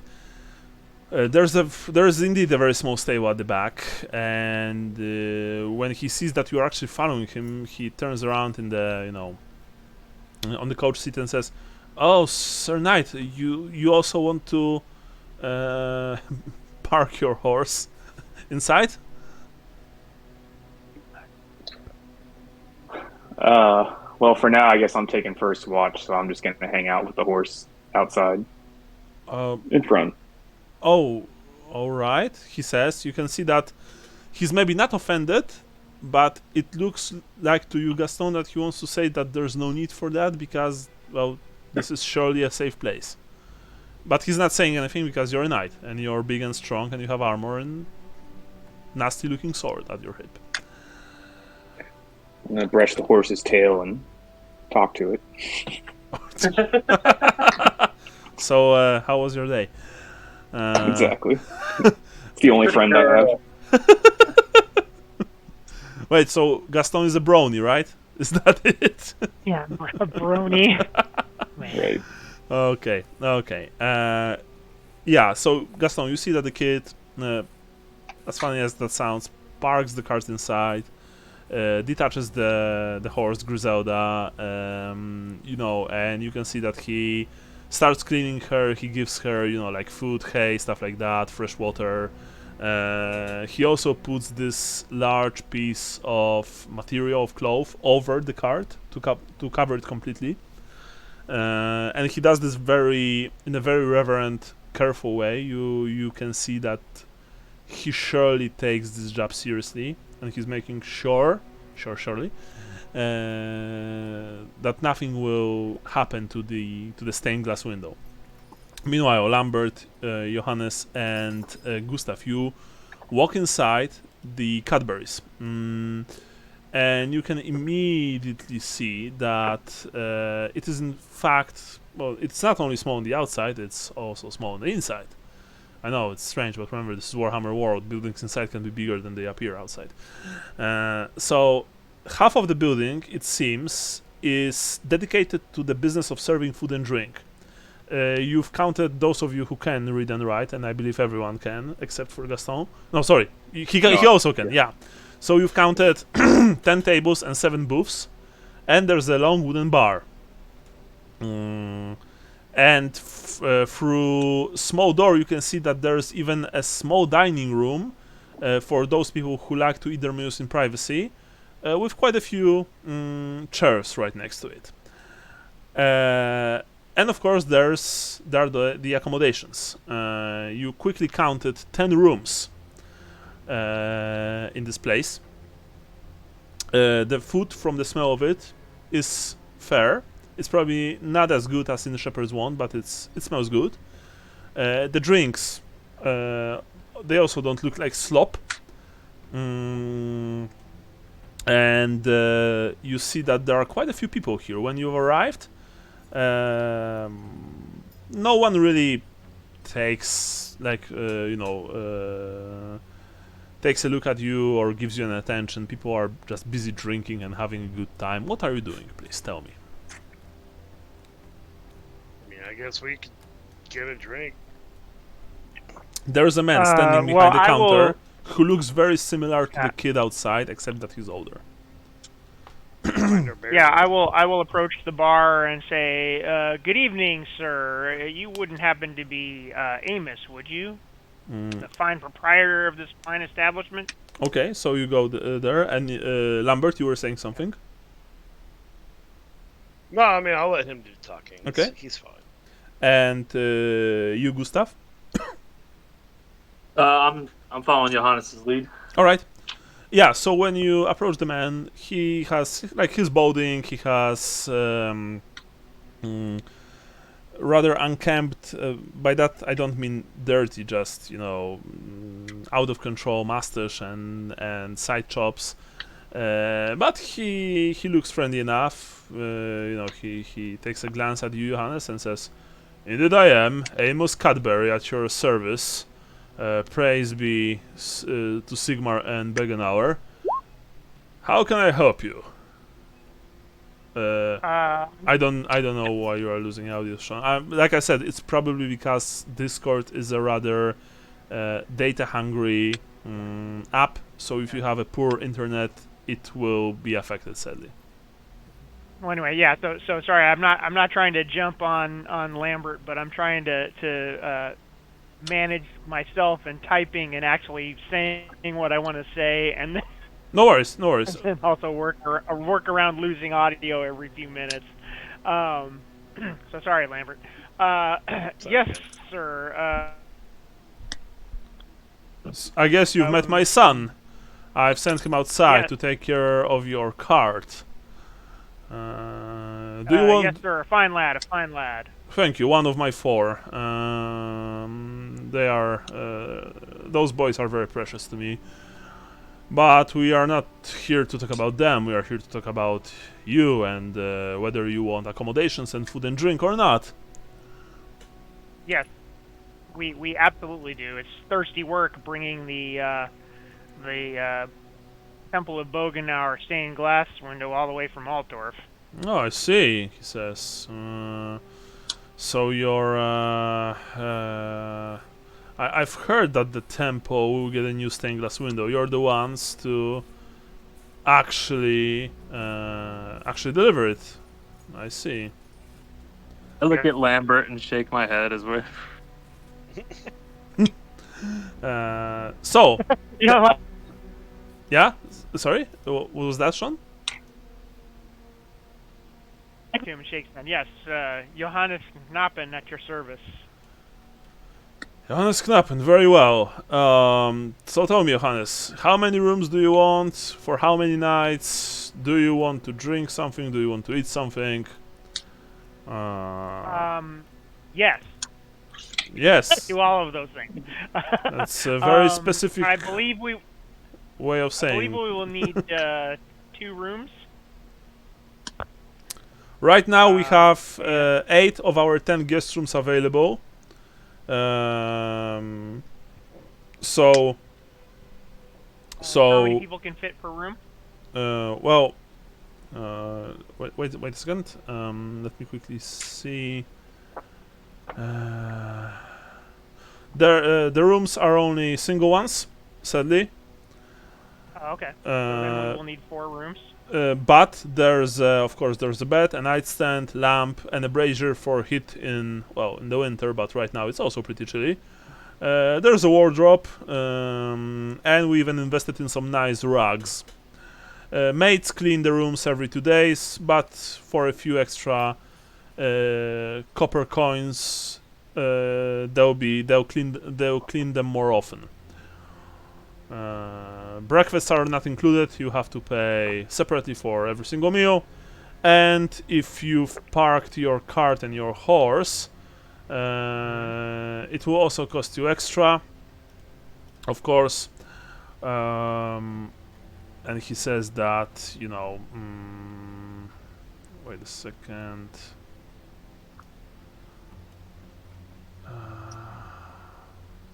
Where is it? Let me quickly see.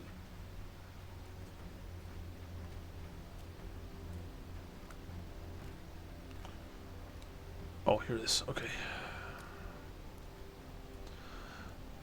So, stables per night is 12 pennies per horse, so total of 24. A single room is 24. Sorry, 24 what? 24 pennies total for 2 horses, for Griselda and for Gaston's horse. Okay. A single room costs 11 silver. Okay. You can't sleep in the common room. This is not this kind of place. And when it comes to food, your typical meal here is not super expensive, because it will cost 13 pennies per meal, and with additional 3 pennies per beer. Okay. Dark beer for do you sorry. have any wine? Yeah, dark beer 3 pennies, light beer 2 pennies. Wine.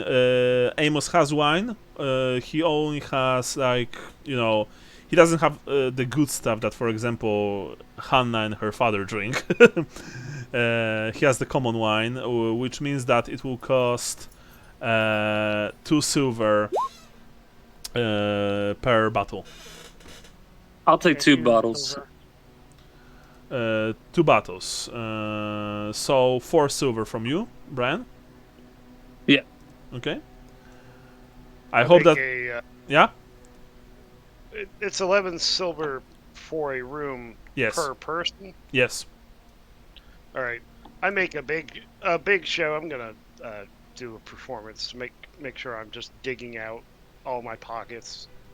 Can I make a performance check to make it look like I'm really digging for the coins? Mm-hmm. By all means. I uncork Nice. one of the bottles Shit. with my teeth. Fuck.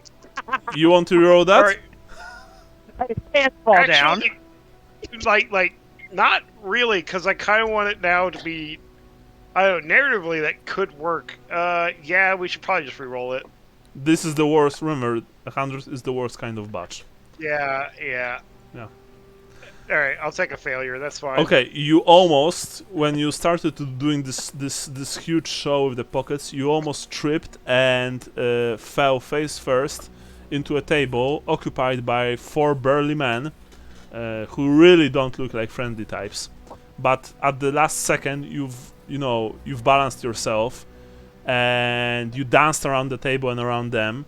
They still gave you like a few dangerous looks, but they didn't say anything. They are too busy talking quietly to each other.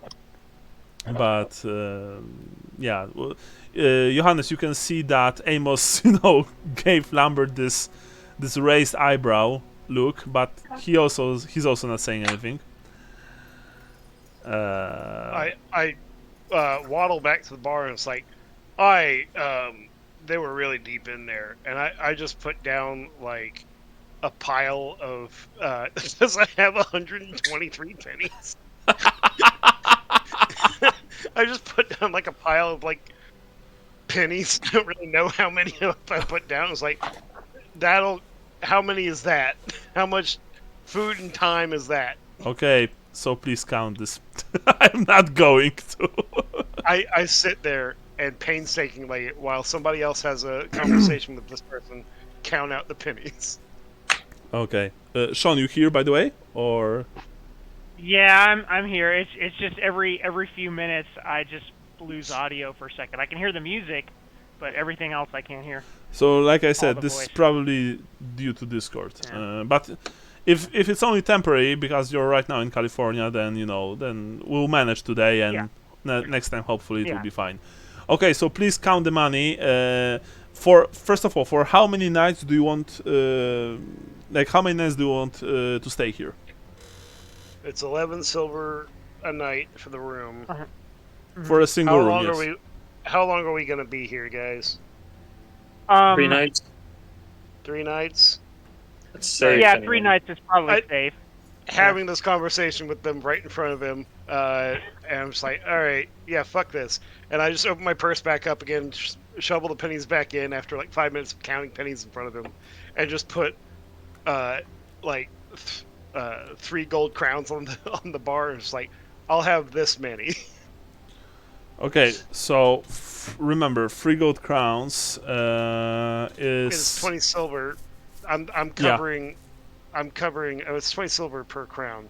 So I'm covering my 3 nights plus any food and drink I'm going to consume while I'm here. Yeah, sure. Amos takes the coin.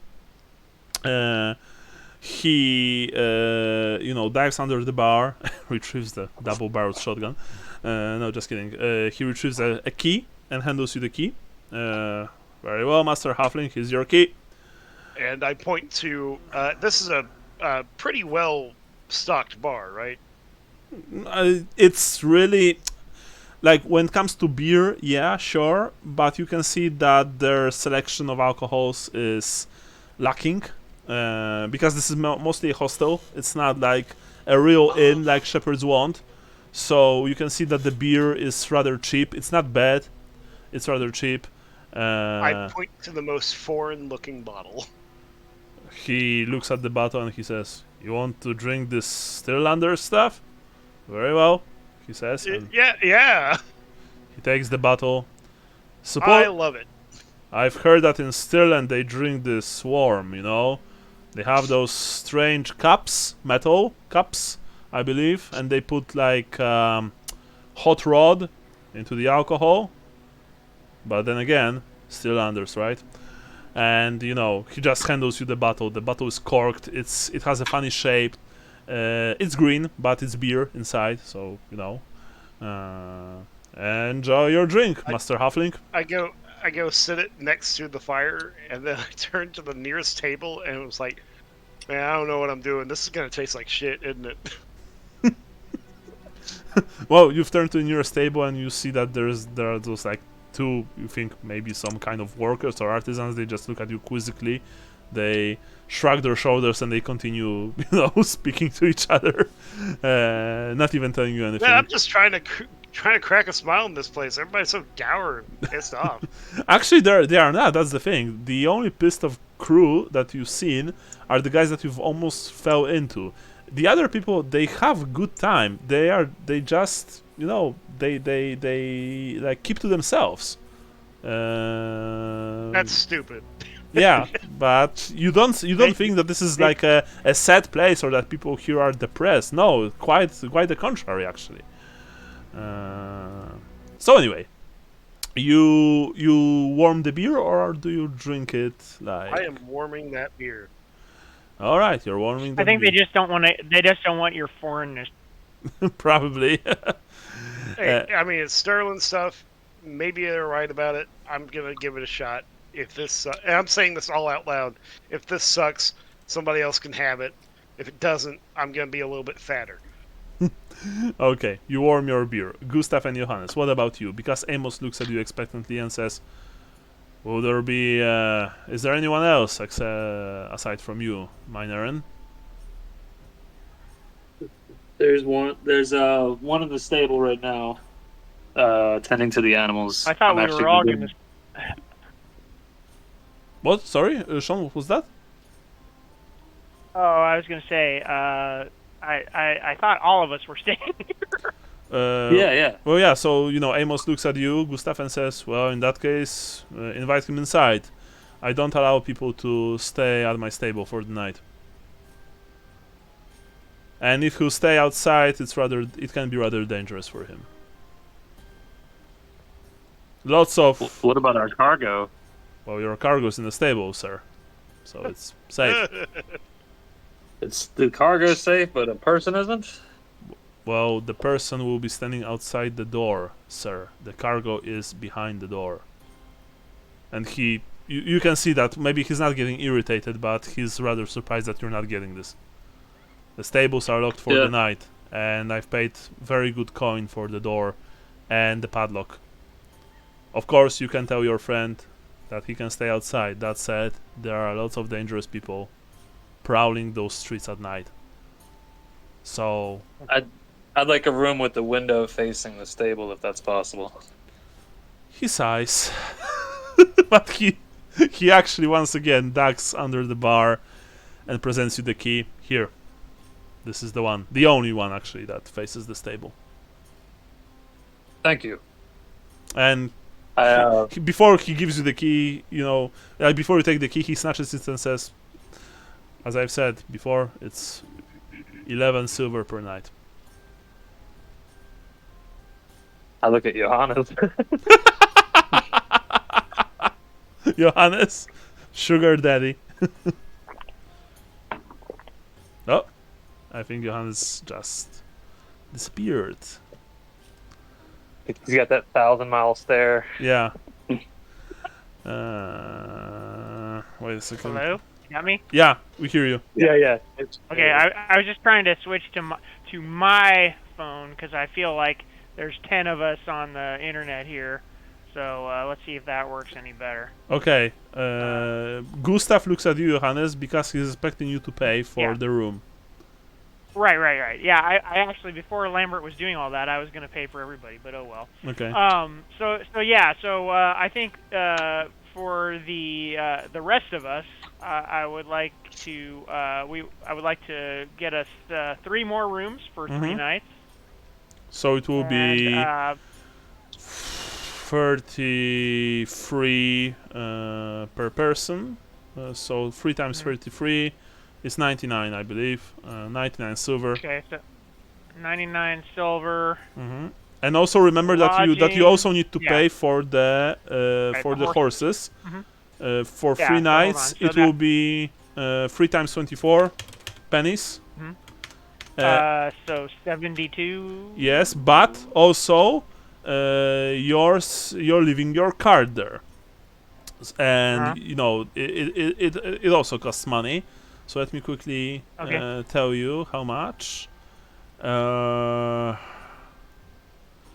Let's say that it's per night. It will also be like 26 pennies per night for your horses and the cart. So 3 times 26. 3 times 26. Yeah. Make me do math and shit. And Lambert paid for himself when it comes to food and drink. That's it. The rest of you, of course, you know. Gustav, do you also go to fetch Gaston? Yeah, I'm gonna go out there with the other bottle of wine. All right, yeah. So, Gaston, you see, you know, you're staying in front of the stable. By the way, the kid eventually, you know, he locked the stable. He asked if you want to go inside the hostel, but I guess that you told him no, Gaston. Yeah, but I mean, so he's locking it up, so No, I need to put my horse in there. Though. I mean, no. Sorry. In that case, no. Sorry. If you're staying inside, because I thought that you were staying outside, looking at the stable. But if you are staying inside and he didn't lock you up, he's still staying with you because he's not sure what to do, Gaston. Since Okay. apparently he probably can't lock you inside. You guess, but he's also too afraid to tell you to leave. So he has this rather hapless look on his face, you know, being not sure what to do. Eventually, Gustav comes to the rescue. Gustav, you approach the stable, a bottle of wine in your hand. You can see Gaston standing. 2 bottles. Sorry, 2 bottles. Gaston standing right next to his horse. Your cart has been covered by this tarp. And there's this kid with the sandy hair, you know, one of the 4 sons of Amos Cadbury. He looks at you, almost relieved, Gustav, and he says, "Oh, mynheer, I mean, I've secured your goods and your horses, but and he looks nervously at Gaston, and then he looks at you. My father says that no one is really allowed to stay at the stable after, you know, for the night." And he looks We'll almost. be gone in a moment. He looks almost pleadingly at you, Gustav. You know. Yeah. If you don't mind just waiting another moment for us. Of course, I will stay outside. Sure. And you see that he leaves. Gustav, you're staying with Gaston right now.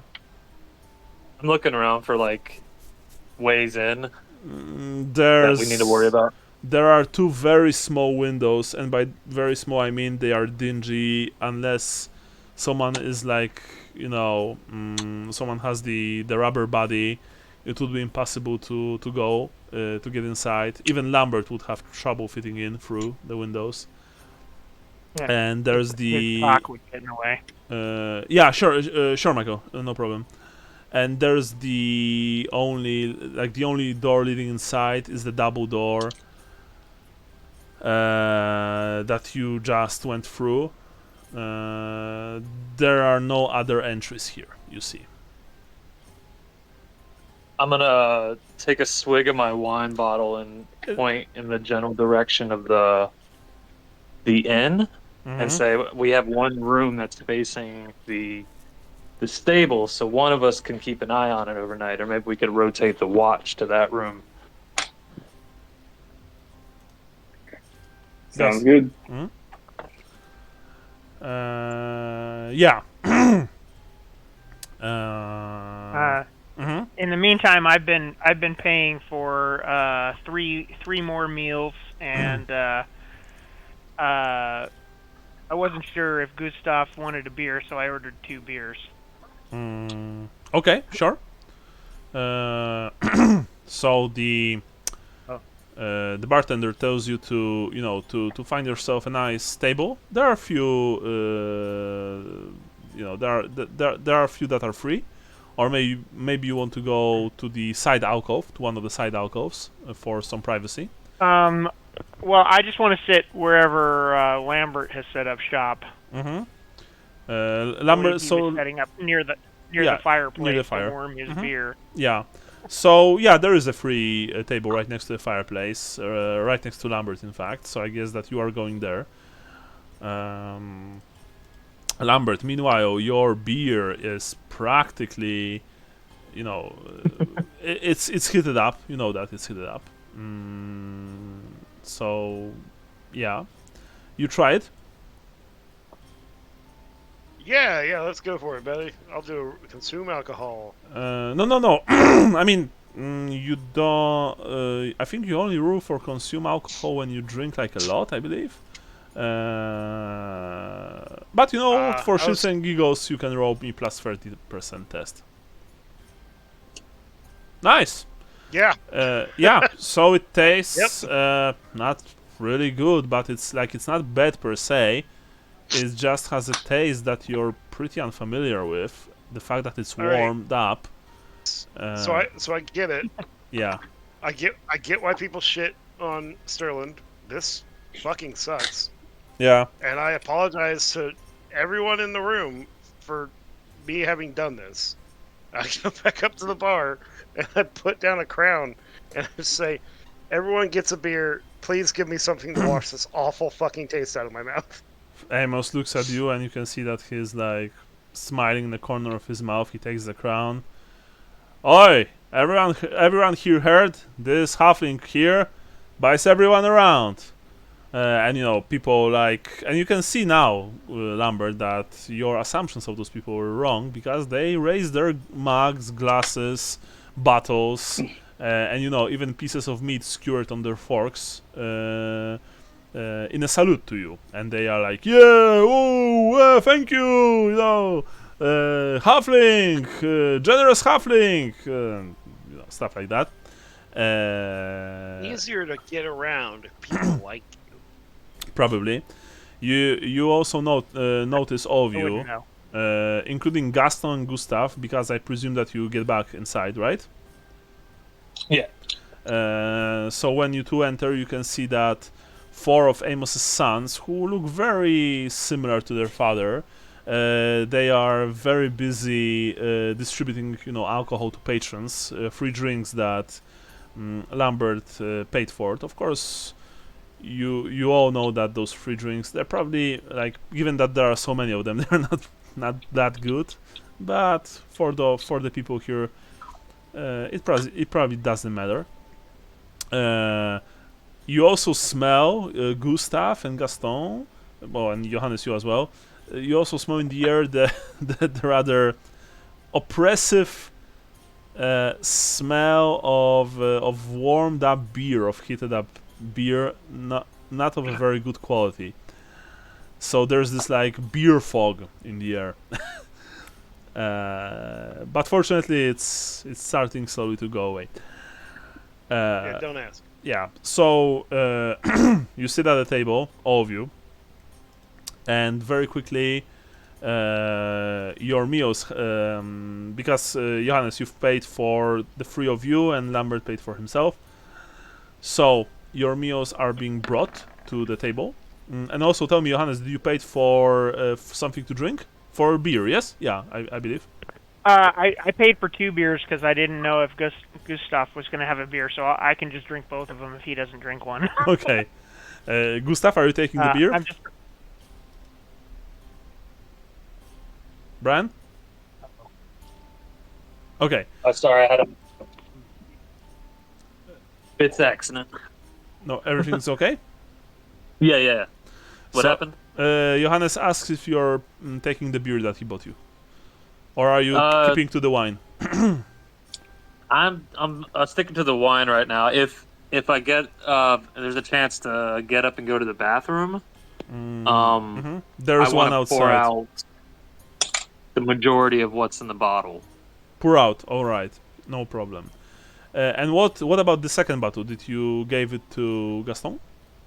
Yeah. All right. So Gaston, so I presume that this is your drink of choice, yes, for the night. Yes. All right. Right. So right now your meal is being placed in front of you. Lambert, you were served a portion of goose neck with horseradish, which honestly sounds pretty good. And the rest of you, you were all given a large portion of onions in goose broth. Actually, very tasty for for this kind of weather, cold and windy outside. You can almost feel the medicinal properties of this meal as you are slurping down the broth and crunching, chomping on the onions. Johannes and Gustav, you're trying out the beer. It's not bad. It's your standard run-of-the-mill Empire beer that people mostly drink during every single day because it's cheap and it's healthier than than to drink water from a well. You never know what can be in that water. Gaston, as you try the wine, you probably slightly grimace. It's not Bretonnian, that's for sure. It's not vinegar level, but it's definitely not very good, especially for someone who comes from a land known for its winemaking, like you. From the land down under. Yeah, dum dum dum dum dum. And Gustav, you are taking another swig of from your bottle, and yeah, well, like I said, it's wine. It's like you would go to a Tesco and buy yourself a wine for, I don't know, $5 or something. It tastes like that. Your $2 Chuck. Yeah, or like what? Oh, It's love like $2 Chuck. $2 Chuck. I don't know this one, but yeah, we have this. It's actually not a bad wine. Yeah. Yeah, it's pretty good. But all right, so I no, not 8,125. So I give the guy 6 crowns to cover our lodgings and stabling for 3 days and our meal for this evening, and get back 1 shilling and 117 pennies in change. Yeah, sure. He counts the money, and he nods. He gives all of you, including Gaston, upon whom he looks. Maybe he's not. He doesn't. He's not looking afraid like his son did, but he's surprised that a knight stays in a place like that. And I really want to emphasize, this is not a dirty place. This is not your, rundown, shady inn, but it's a working class inn. Like, it's nothing special. Shepherd's Want is at least a single class above this place, and Shepherd's Want is also, I know nothing special when it comes to inns. It's your usual ordinary establishment.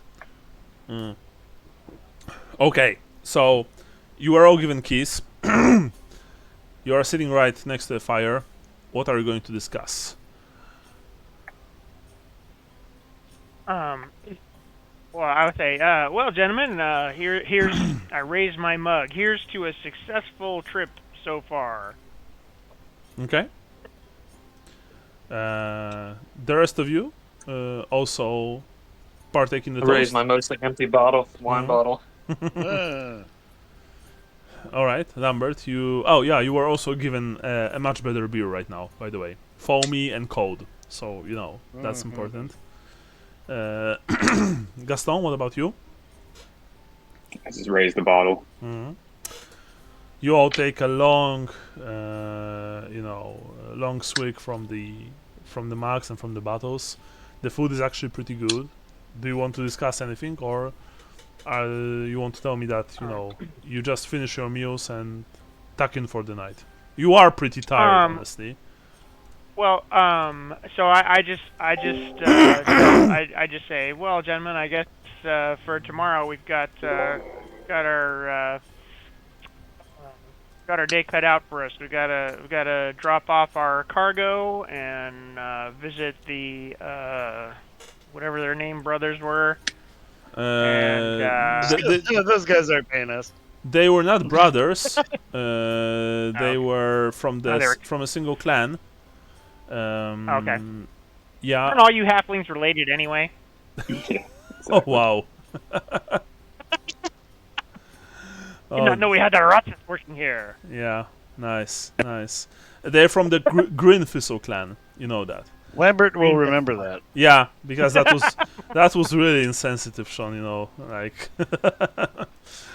You are also to meet, Sean, one Waldemar Hafenstengel, member of the merchant family in Bogen, and you need to give him some business papers sealed.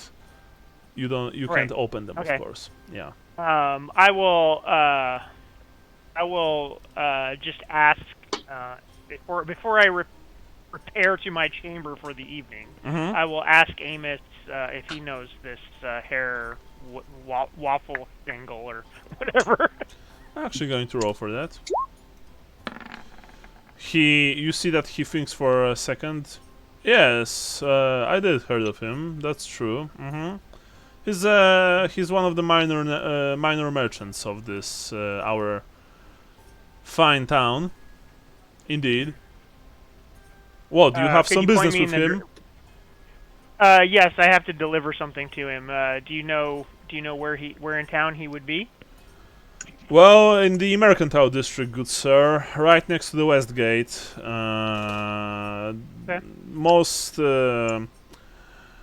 offices of the town's mercantile concerns are actually located here between the Bergstrasse and the very prestigious Edo Ring.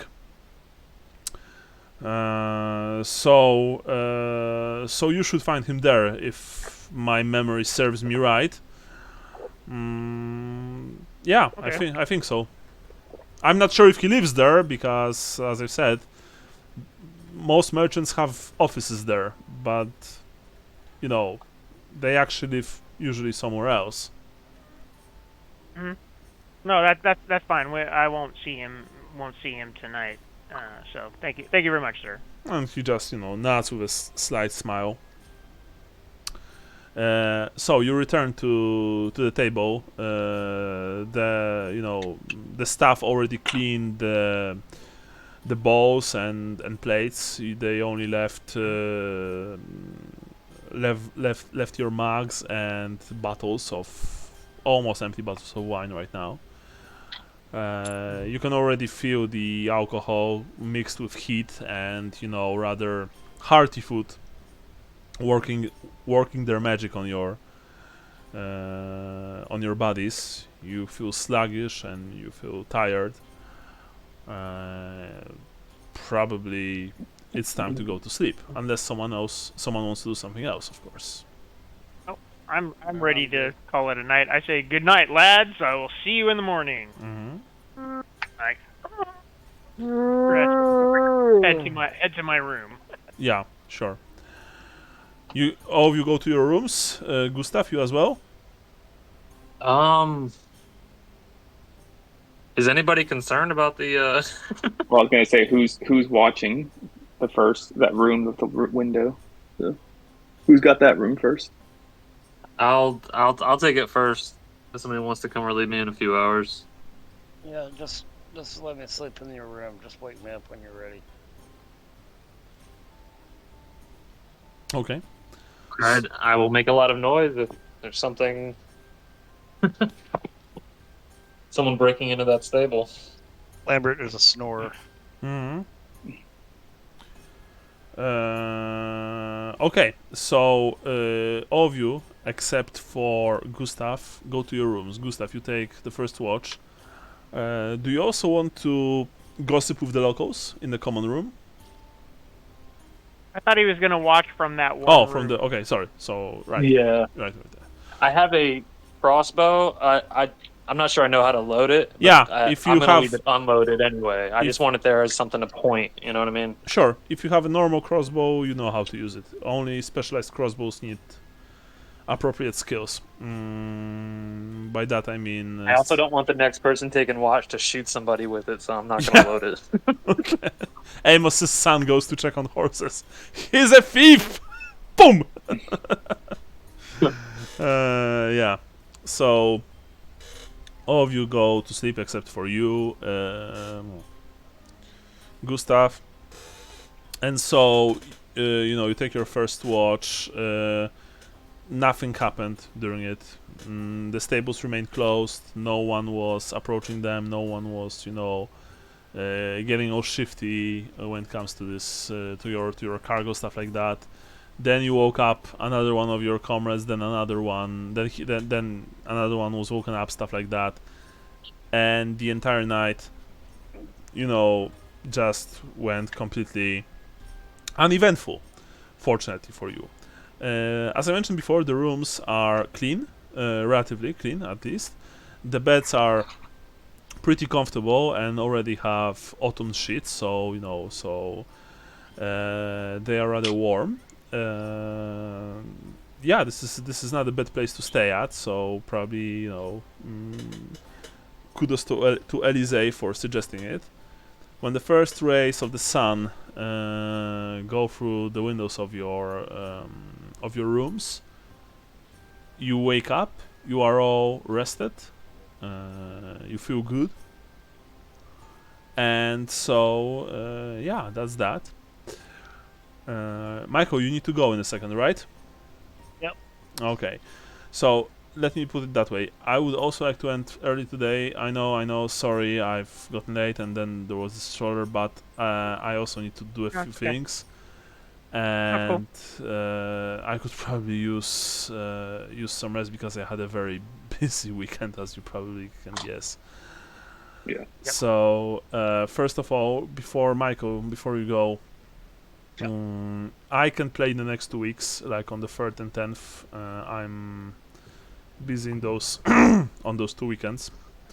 So my question is, Yeah. Okay. so my No, question sorry, is, you said you can't. if 17th or remember 16th can also work for me. I'm not only limited to Sundays. It's fine with you.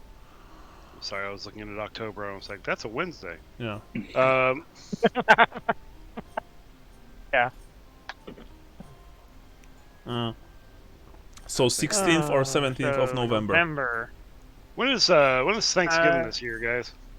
It's 28 The or 28th. something. 28th. All right, yeah, we're good then. Yeah, it's the 28th. Yeah, I would say Okay. 17th. Yeah, either one's good. I would say go for the 17th 's fine. 17th. It's possible that hopefully I'll be there still. but, Okay. Okay. Sure. yeah. Sure. 24th is the official due date, but yeah. Sure. Yeah. Okay. But yeah, after that, Yeah. unless I don't think we're gonna go. Hopefully, we won't go too much over. Next one would probably be my last one No for worries. a while. No worries. Sure. Yeah. So what? 17th it is, and we'll try to squeeze out as much as we can from this game, so that Andy, you'll be able, to enjoy it. Yeah. Okay. So standard time. Remember, unless you guys want to start early, in which case, tell me. Well, the standard time is actually an hour earlier than we started. But we had started an hour earlier. I know why. Because Yeah, I there think was you had something going on, right? time change. Yeah, completely forgot about that. Okay. Sorry. Oh, it Oh, was. you had time change? Yeah. Well, we will have time change next week. By then. Oh shit. shit. Okay. No. Wait. But no, Daylight so it should go savings back to what it was then. Right? I mean, Yeah. remember one thing. When I set the time on roll 20 in the main menu, I think that roll 20 always updates it, no matter the time change. Yeah. So if you No, have, it did. yeah, if you have any concerns or if you're not sure, then just check roll 20. Right. So let's start during our standard time, and you know what? Next week I will simply write to you and remind you. Okay. Yeah. Okay. Cool. Awesome.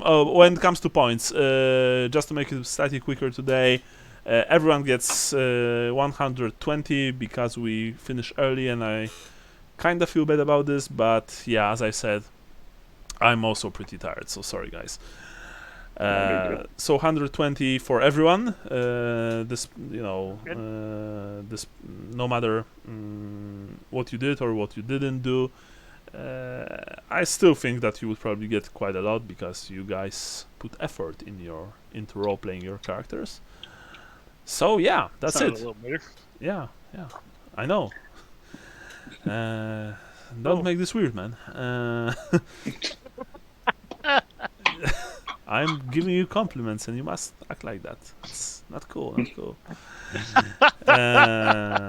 Anyway, I'll hear from you on the 17th, boys. Take care. Bye bye. All Alright, right. guys. Thanks. Yeah. Later. Bye. Later, guys. Bye.